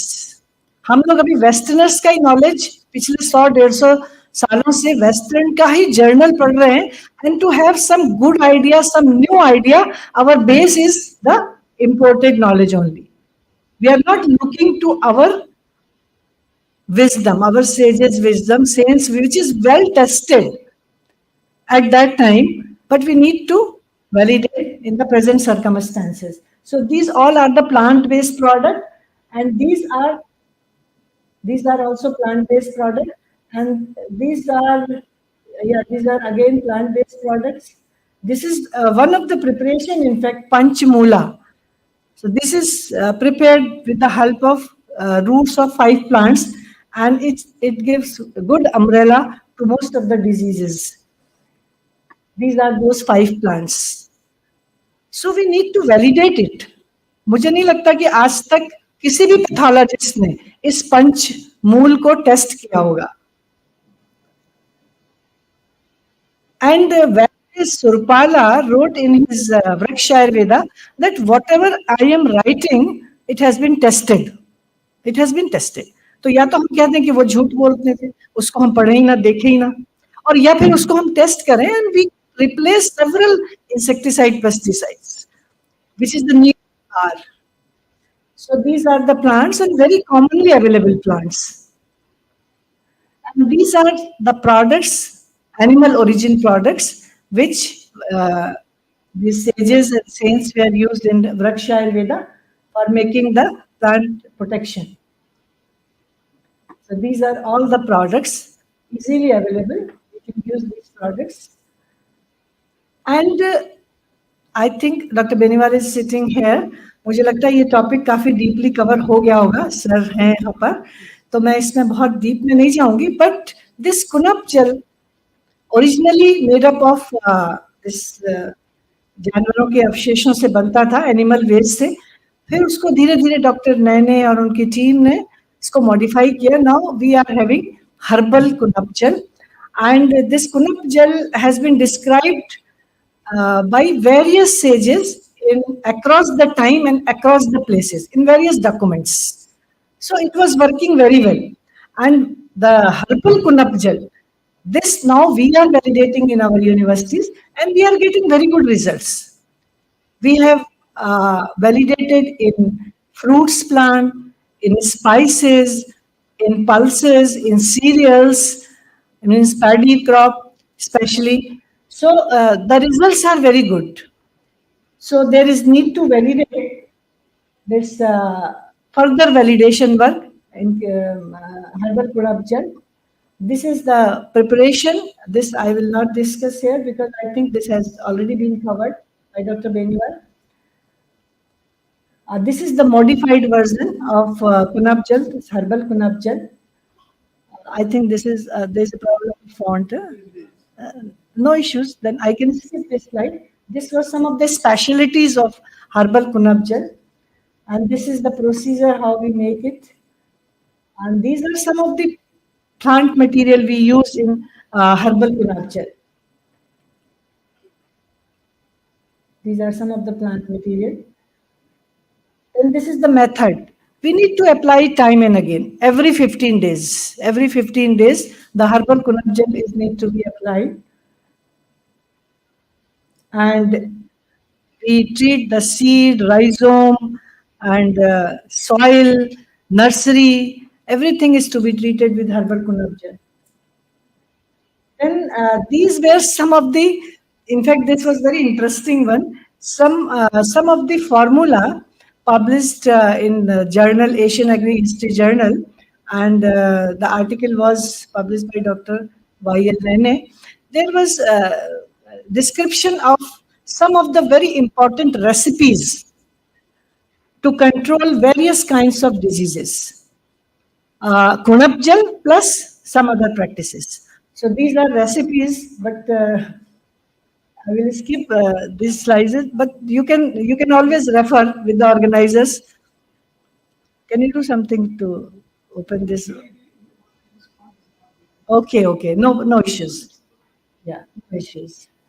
So in all these recipes, there are some products which need high attention. First is milk. In all of Vriksha Ayurveda, all the documents, wherever the Vriksha Ayurveda has been discussed or chapters, so they have used milk always. So milk and milk products, buttermilk also, because it has so many qualities. You can see this about 40% of the total amino acids in milk are glutamate, leucine, and proline. So these compounds they enhance the resistance power. So because of these specialties you are seeing, the milk is very, very, very important. Milk and milk product for in area of the plant protection. The use of milk and milk products. So these all are the qualities of milk and milk products, and it's an excellent opportunity us to rediscover the beneficial effect of milk. So we need to validate it. Then this application of cow dung. Most of the scientists, we always think of cow dung only manure in terms of manure, but it has various dimensions. Seed treatment में हम cow dung का use करते हैं. Vegetative हो या seed हो, planting material treatment cow dung का use करते हैं, एंड मैन्योर में तो यूज करते ही करते हैं. सीड प्राइमिंग काउ डंग से दिस ड्राइड काउ डंग से सीड प्राइमिंग करते हैं. There are so many dimensions of using cow dung in Vriksha Ayurveda. So we need to study all those. We need to validate all those methods. You can see why and how the cow dung is important. It is not only the question of manure. So these are, yeah. So we have started in our university, we have started validating some of the protocols of Vriksha Ayurveda. And this is a small team working for validation work. And you can see this herbal Kunab Jala. And we tried to see the, in case of lychee, the survival of the planting material was very less in spite of using number of chemicals. So we treated the planting material with herbal Kunab Jal, and there was wonderful result. 98 to 100% survival of planting material was reported. So this is validated by one of our students. In case of lychee, and then she estimated all the parameters like phenols, flavonoids, and all these parameters which proved that yes, herbal kunabjal has that potential to give the survival of to planting material. This is the picture just to show that the healthy plant material when we treat the lychee, this plant material with herbal kunabjal. And control you can see, and other chemicals, seaweed extract, etc. So there were a number of treatments and we compared. So best was the treatment of herbal kunabjal. And same in case of potato, Rhizoctonia solani. So in that case also, the herbal kunabjal treatment was found excellent in comparison to control. When these are some of the results. You can see the mycelial growth and inhibition of mycelial growth. So herbal kunabjal was found the best one. Dose wise, we saw the performance of herbal kunabjal. And there were some of the demonstration also conducted, particularly in case of rice. We are conducting demonstration like from since 3 years, and the results are wonderful. And this year, 2 of my students, they are working on evaluation of different germplasm against the herbal kunabjal. So we can see that what kind of genetic material is giving the best result. So desi material, we have collected seeds from various places, and then we will compare the improved variety. So we can make a comparison where the herbal kunabjal is doing good. So this is the field of rice where only and only herbal kunabjal has been given as a source of manure, as a source of plant protection. So this is only on herbal kunabjal. This is a crop of tulsi. A second crop, we have tried a number of crops, the performance because of herbal kunabjal.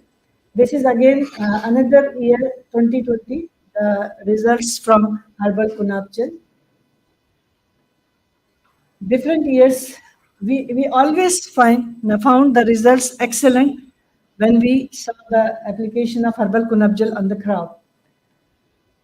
Yeah, this is as we know that diversity is the important. Diversity plays important role when we talk of Vriksha Ayurveda based farming or natural farming or organic farming. So we have developed a this Vriksha Ayurveda farm where we have number of crops, and every season we change this crop and cropping pattern to see the effect of herbal kunabjal and other natural farming or Vriksha Ayurveda farming protocol, and the results are wonderful. So this is the diversity of crops. This is the team of our authorities, director research and other scientists to see that the results of protocols of Ayurveda based natural farming or organic farming, whatever you want, you can say. So this is the performance of crop. Some of the pictures of that farm, and this time also we are doing various type of germplasm genetic material in case of paddy and other crops also. I'm doing mentha right now. It is performing enormous, very good crop of mentha, very good crop. So there is need to need to be conduct study on protocols. We need to establish the protocols of Vriksha Ayurveda based natural farming. So this is all about the work we are carrying out in our university. And to conclude, I wish that a center of Vriksha Ayurveda based natural farming should be in, if not all, then some of the university satellite center for R&D. Because in our university, we have privileged with Asian Agri-History Foundation. So we need to have a R&D center because there is so much to do, and without R&D, nothing is possible.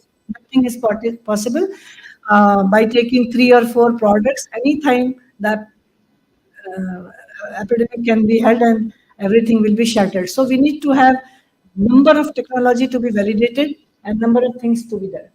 Thank you.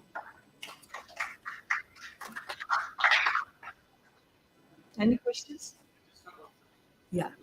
Talked about Vilapajala extensively in the also. Based on your experience, what percentage of the effects that we see in terms of yields, yields and all that thing, is because of the actual nitrogen and all those supplying the nutrients from in the Vilapajala versus the systemic effects of helping the microbiome that the Vilapajala be doing. So if you would place it approximately some numbers, what would that percentage contribution because of just the nitrogen and all the nutrients per se? So I'm just looking at it as an element nitrogen, available nitrogen point of view versus systemic effects in terms of helping the microbe, building the microbiome, and then helping mineralizing the soil. Yeah, that we are doing. In fact, um we are quantifying. In fact, the microbial growth, and when we are doing this fertilizer only, and when we are giving the kunapchala, and not only the growth of microbes only, we are doing also the genomics also. Our students, they are doing genomics also. What kind of microbes they are supporting, what kinds of this consortia, how this consortia is helping. So definitely we need to compare. We need to compare. Any other question? Are you able to hear me? Yes, yes. Yes, sir. Thank you for nice elaborate presentation. First, I would like to answer what and other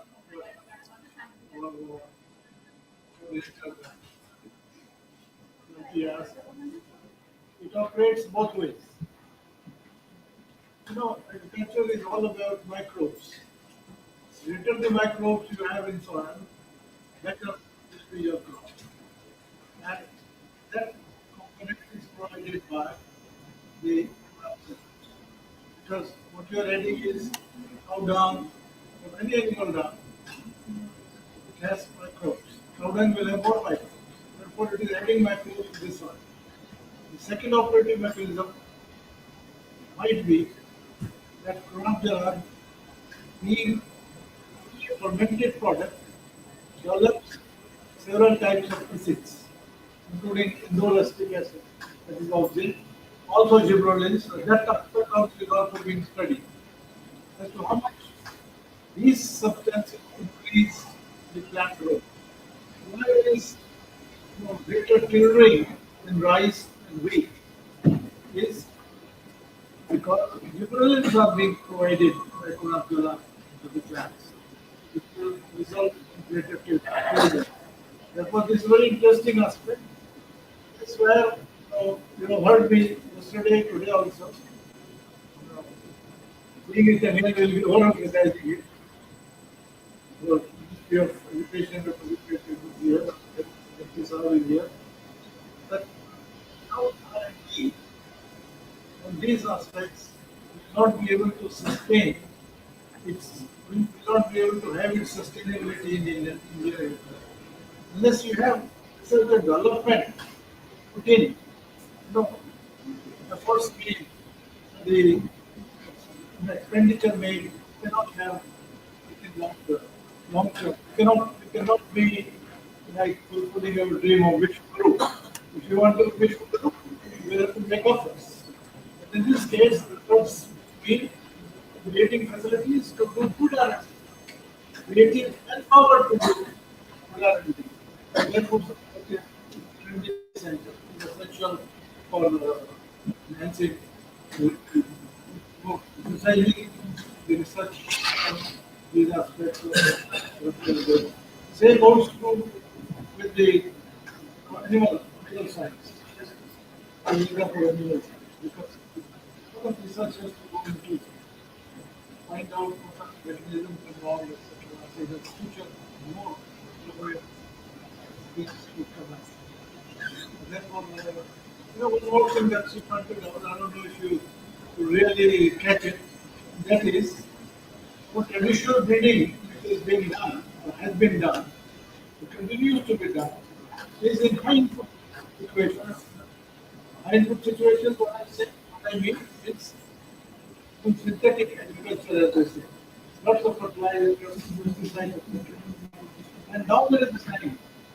I have made this opinion to the Union Culture, to the Union that let us now test our breeding material in these situations, organic situations, because we can help, which is the genotype, which is better for these situations, because you are forgetting that let us ignore or reduce pesticide chemicals and have organic situations, or natural. But are we testing our breeding material under natural situations? Point to point out.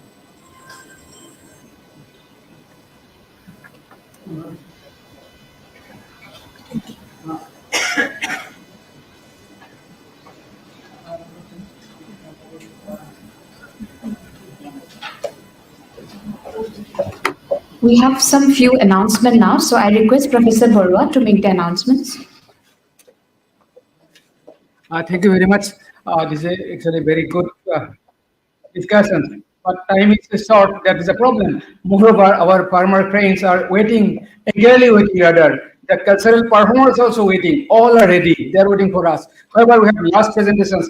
Our colleague also waiting for a long. So under these two waiting, we will have to take a decisions. We are taking a decisions. We'll be given 5 minutes. We'll complete our year. In the meantime, we have a team coming from the far long Lakhimpur, and the principal is here. I'm requesting Professor Prasanna Pathak to hand over the participation certificate of the school exhibitions. Today, our school exhibitions are also very wonderful. Our juries announced the prizes from his own pocket, 500 rupees to each school team, and he recommended that no teams will be declared first, second, third. All are first.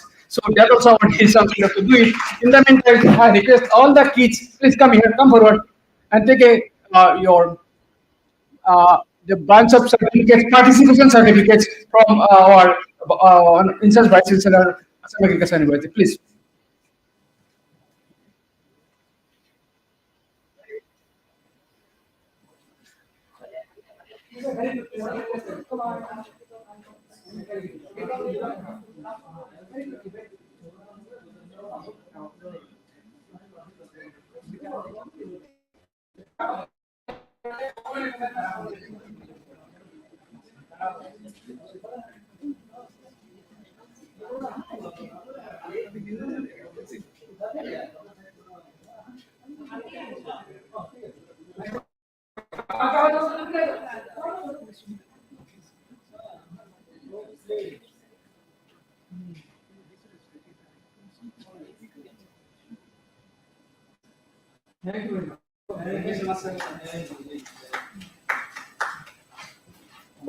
So another announcement is that after this we will go to cultural KBR, Kalaguru Vishnu Rabha Auditorium, and then we'll go for a dinner, and then tomorrow we'll go to again Farmer Fields at 9 a.m. in the morning after breakfast. Yeah. Thank you very much.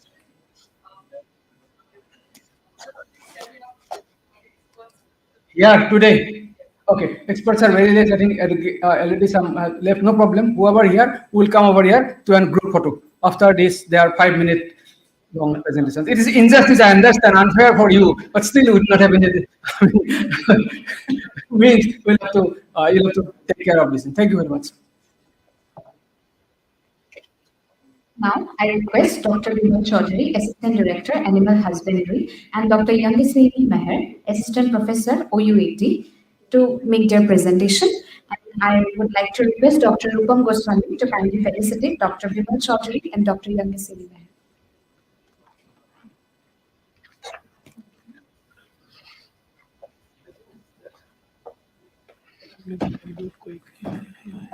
Right.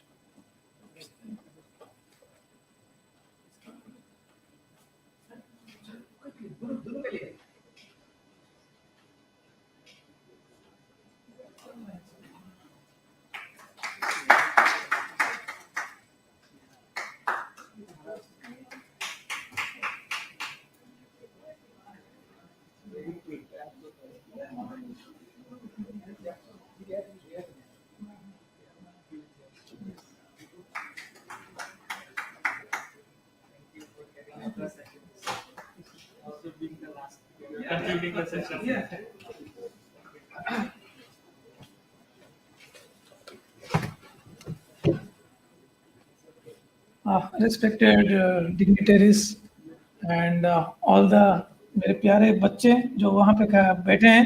सो ये ऐसा होता है कि veterinary is a very beautiful segment. हम लोग को ऐसा होता है, मैं हिंदी में भी थोड़ा बोल लूंगा, हम लोग को मेडिकल में बुलाते हैं, एग्रीकल्चर में बुलाते हैं, आयुर्वेदिक में बुलाते हैं, बोलते हैं लेकिन लास्ट को बोलना है सर. हम लोग का इंपॉर्टेंस रहता है लेकिन लास्ट. हाँ ऐसे. Anyway, so it's a ethno-veterinary practice. Why it is there in India? Why this is come? You know, एक तो हम लोग देखेंगे कि जितना भी हम लोग का ट्रेडिशनल प्रैक्टिस है, that is very cost effective. क्योंकि हम लोग जो है ना, we are both. एक तो एग्रीकल्चर के रिलेटेड है क्योंकि हम लाइवलीहुड को बढ़ाते हैं, दूसरी तरफ एमबीबीएस की तरह तो लाइफ में, तो ये दोनों के बीच में हम लोग का रहता है, लाइफ एंड लाइवलीहुड. सो हमको देखना पड़ता है कि फार्मर का जो इन्वेस्टमेंट ज्यादा ना हो और इसके ऊपर भी ज्यादा असर ना हो. तो ऐसा हुआ है कि with doctor S Kumar, actually I have prepared this slide and one more project we've done with Jagasani Ma'am. I think she will present in another 2 minutes. I'll speak it in another 2 minutes. So ये what is antimicrobial resistance? आप लोगों ने सुना होगा कि हम लोग का ना जो मेडिसिन अभी 15 साल पहले जो मेडिसिन, अगर पैरासीटामोल 15 साल पहले आप 500 mg का खाते थे हो जाता था, आज 650 का खाने से भी नहीं हो रहा है. बोलते हैं सर आपका फीवर हो ना, आप एंटीबायोटिक भी ले जाओ. नो, धीरे धीरे क्या हो रहा है ना, हम लोग का एंटी माइक्रोबियल रेजिस्टेंस बढ़ रहा है. एंटीबायोटिक काम नहीं कर रहा है कहीं पे भी देखो, इसलिए तो सब बोल रहे हैं कि भाई चलो दूसरा कुछ ट्राई करते हैं. पतंजलि क्या करते हैं, ये मेन रीजन जो कि हम लोग आज अवॉइड करते हैं. ऐसे same system is there in our animals also. अभी क्या करते हैं हम लोग, मुर्गी को, आप लोग का 40 ग्राम का मुर्गी जो आता है ना, 35 डे में 2 kg बना लेते हैं. ये हमारा मैजिक है, ये वेटनेरियन है. तो हम लोग उसको ऐसे जेनेटिकल बनाते हैं कि उसको प्रोबायोटिक के नाम पे पूरा 15 दिन तक एंटीबायोटिक देते हैं. टेट्रासाइक्लिन पाउडर, सिक्लोफ्लोक्सासिन, साइक्लोडॉक्सीसाइक्लिन पाउडर, जो भी दो. और सबसे अच्छा चीज है, अभी आप जो चिकन खा रहे हैं ना, वो बॉडी में सब जाता नहीं, वो मीट में रहता है, वो आपके अंदर आता है. ओके, सो व्हाट हैपेंस कि आपने एंटीबायोटिक तो खाया नहीं, लेकिन जो चिकन मीट खाया ना, वो directly antibiotic comes to our body. That is called as antibiotic residue. ये मेजर है. चलो मुर्गी को दे दिया, गाय को दे दिया, उसको 10 साल बाद काम नहीं करेगा, वो छोड़ो यार, उसको आदमी है ना, अगर उसको खाएंगे तो हम लोग का प्रॉब्लम होगा. That is AMR. लेकिन हम लोग when we are in foreign, what we think about it, wait AMR, क्योंकि एनिमल में भी एंटीबायोटिक रेजिस्टेंस होता है. तो नाउ व्हाट वी थिंक कि चलो ये हम लोग कैसे एनिमल के ऊपर भी थोड़ा ट्रेडिशनल प्रैक्टिस करते हैं. If you will see the traditional medicines are all over world. जैसे हम लोग का द बेस्ट ट्रेडिशनल मेडिसिन जो कि मतलब वर्ल्ड में, that is TCM, traditional Chinese medicine. और सबसे अच्छा है कि उसका भी वेटनरी TCBM, उसका वर्ल्ड ओवर उनका एसोसिएशन है. They are practising, they are doing acupuncture. और हम लोग उसको अभी सीखने के लिए इतना पैसा खर्च करके जाते हैं. उन्होंने यूएसए में मतलब बना दिया अपना काई इंस्टीट्यूट, बना दिया वहां पर ट्रेनिंग. और अभी जब उनके साथ इंटरेक्शन किया ना, they told it is 2000-year-old practice. Then I told where it came. When he was coming, I think Murthy sir will agree with me also. He was used to take medicines from us. The मर्म चिकित्सा बोलते हैं आयुर्वेद में, that they converted into acupuncture. और हम मर्म चिकित्सा को भूल गए. And now we are learning from that. Like sir is telling that that martial art, it is from our side only. So इतना वेटनरी प्रैक्टिस में हम लोग को ये ट्रेडिशनल मेडिसिन को अभी नहीं बोल सकते कि चाइना आगे नहीं है. चाइना भी आगे है क्योंकि उनका काम कर रहा है. हम अपने आयुर्वेद के ऊपर इतना काम नहीं किया, veterinary Ayurveda. So what happened in 2019, जैसे मैं कल एक स्टोरी बता रहा था, टाइम नहीं है. जैसे हम मेरे को मेल आया कि जर्मनी से, तो बोला कि सर हम लोग आपको आने वाला आयुर्वेद के ऊपर सिखाएंगे. मैं बोला ये भाई क्या बात हुआ, ऐसा कि हम लोग का जापान को हम लोग लोहे का पत्थर देते थे और वो हमको लोहा बेच रहा है. हाँ, तो वैसे हो गया. तो देन वी थॉट कि no, it's too much. In 2019, Indian Veterinary Association wrote a letter to Department of Animal Husbandry that we want this veterinary Ayurveda. और सबसे अच्छा है कि हम जो वेटनेरियन जो 5.5 year पढ़ते हैं, हम लोग का ना एलोपैथिक पढ़ाते हैं. हम लोग we are equal to MBBS, we are not Ayurvedic. हम लोग ये आयुर्वेद इसको पसंद नहीं करते, होम्योपैथी. हम अपने आप को MBBS समझते हैं.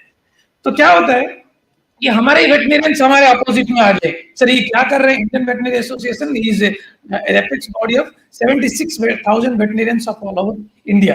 So around 80% opposed. तो उनको convince करने के लिए बहुत time लगा. Then in 2021, an MOU was signed between Ministry of Ayush and Department of Animal Husbandry that yes, the veterinary Ayurveda will be included, and it was and we promoted the medicinal plant what you were mentioning. So now an OUAT, our Vice Chancellor, Professor P.K. Rao is very much interested in. I was talking to him regarding your book also in the meanwhile. So a committee was formed to include this Ayurveda in our course.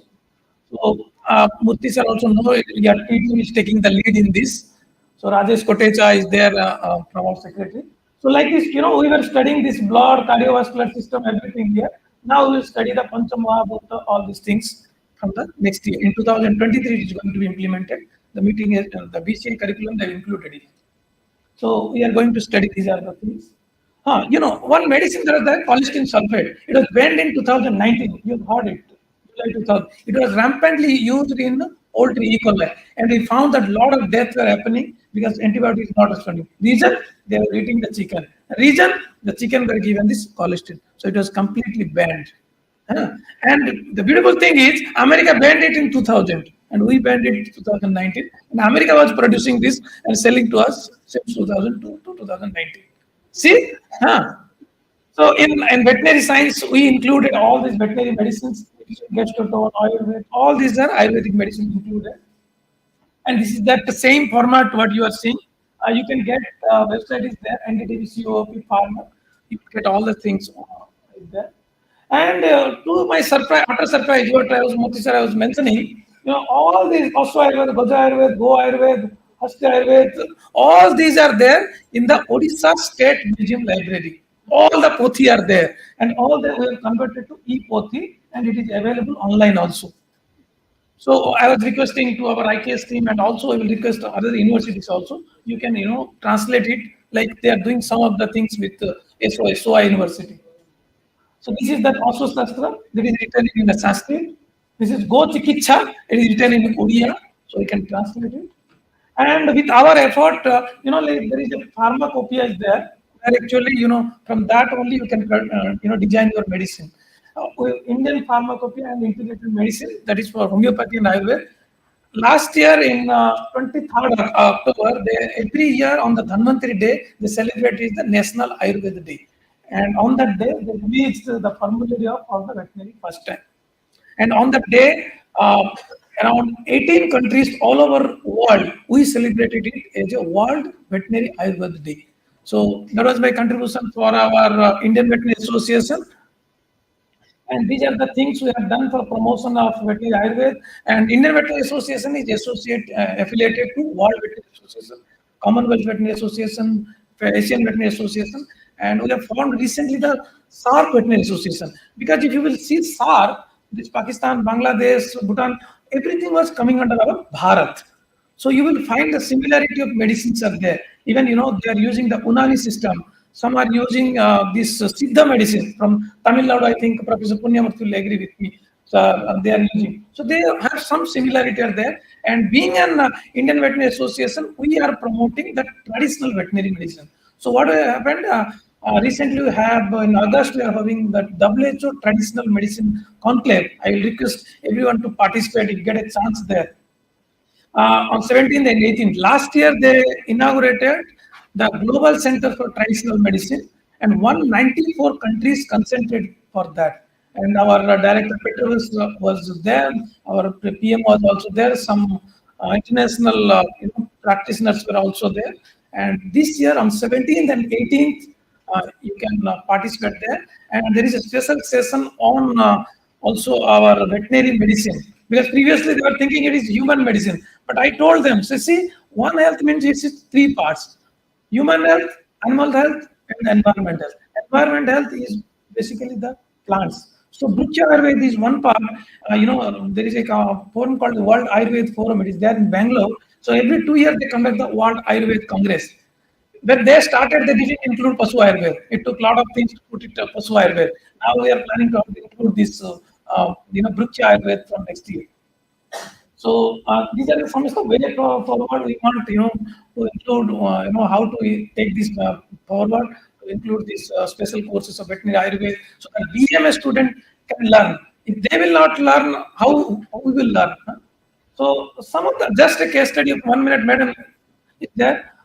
So this is the myself and we worked in the breeder farm. You know, there is a poultry breeder farm. You have heard of them?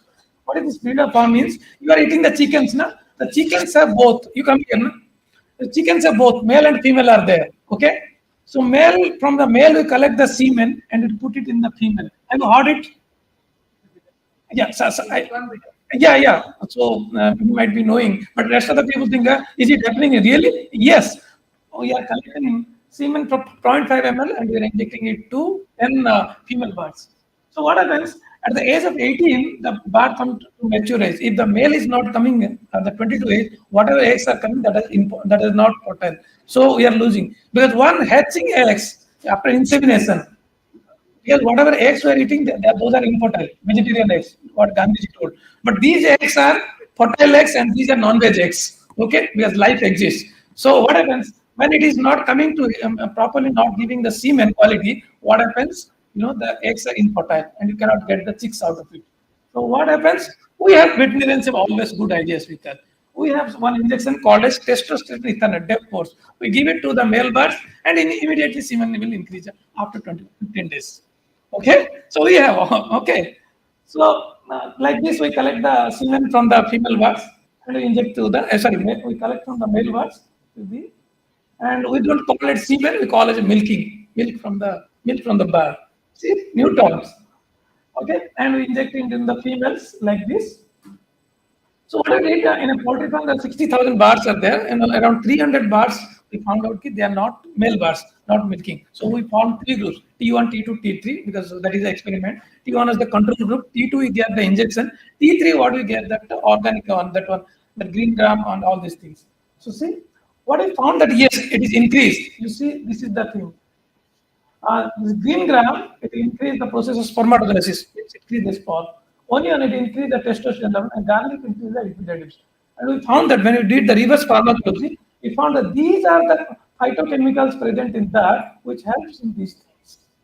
So this is the reverse pharmacology, and this is the control group. We didn't get any result because we didn't apply anything.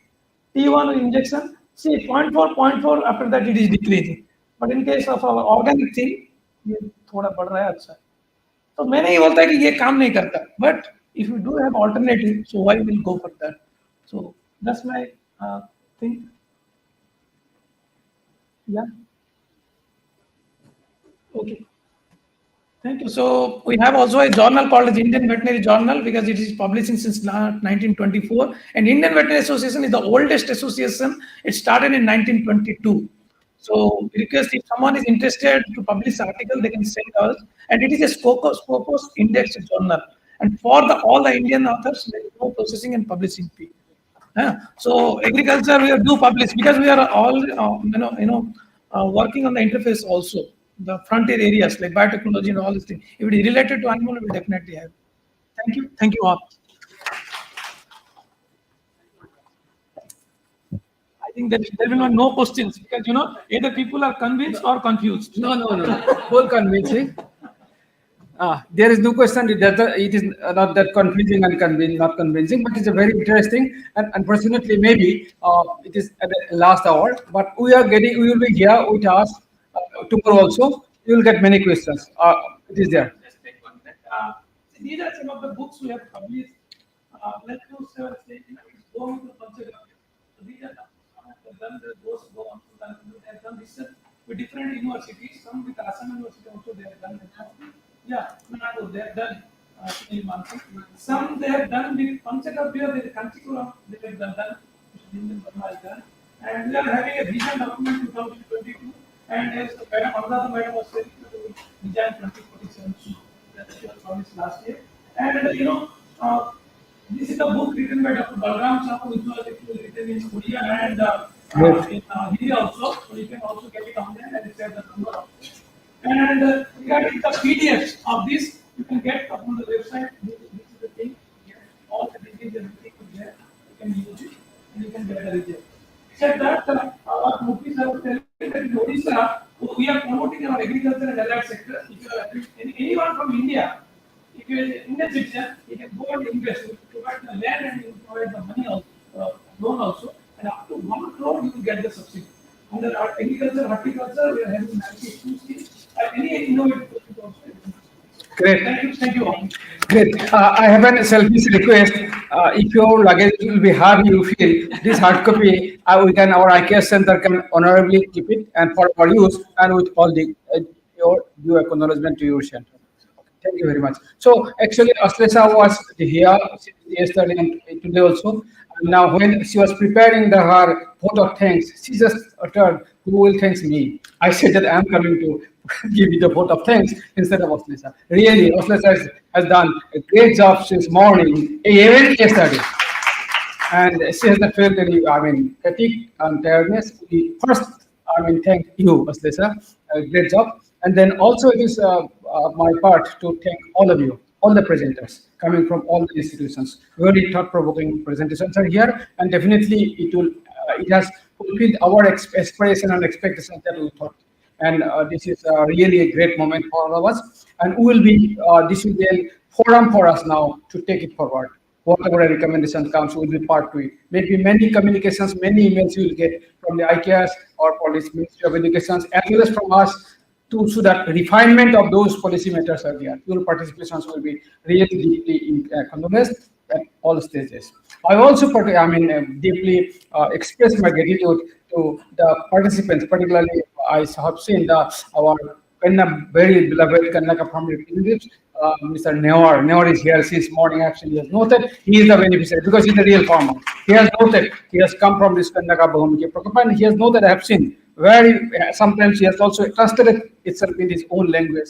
Really, I salute you. I have also seen my Cotton University representatives since morning. They are here. Yesterday also they were here.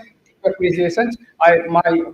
Thanks to all my patriotic personality, Bengalji and then Ismailji. I have seen the spirit of Ismail earlier also. When you first time I have seen it, I deserve the appreciation from all my university community to you. And then also my your soldiers, the research scholars. Some has left for thinking the cultural program will start before they go there, but it will not started, they didn't know. So they are beneficiary, they are getting the benefits here also, they will get the beneficiary. Others who left, they will not get. All the students are here, students participations for Luckkeeper School, that is a good thing, because they, I think, somehow connect something to this and they will carry forward. What about a generation, 25 years generation is, he was recording, now it is maybe another things they will carry. Their presence here is really beneficial for us. The team who are here, tirelessly recording and live streaming that Pransham, you call Pransham,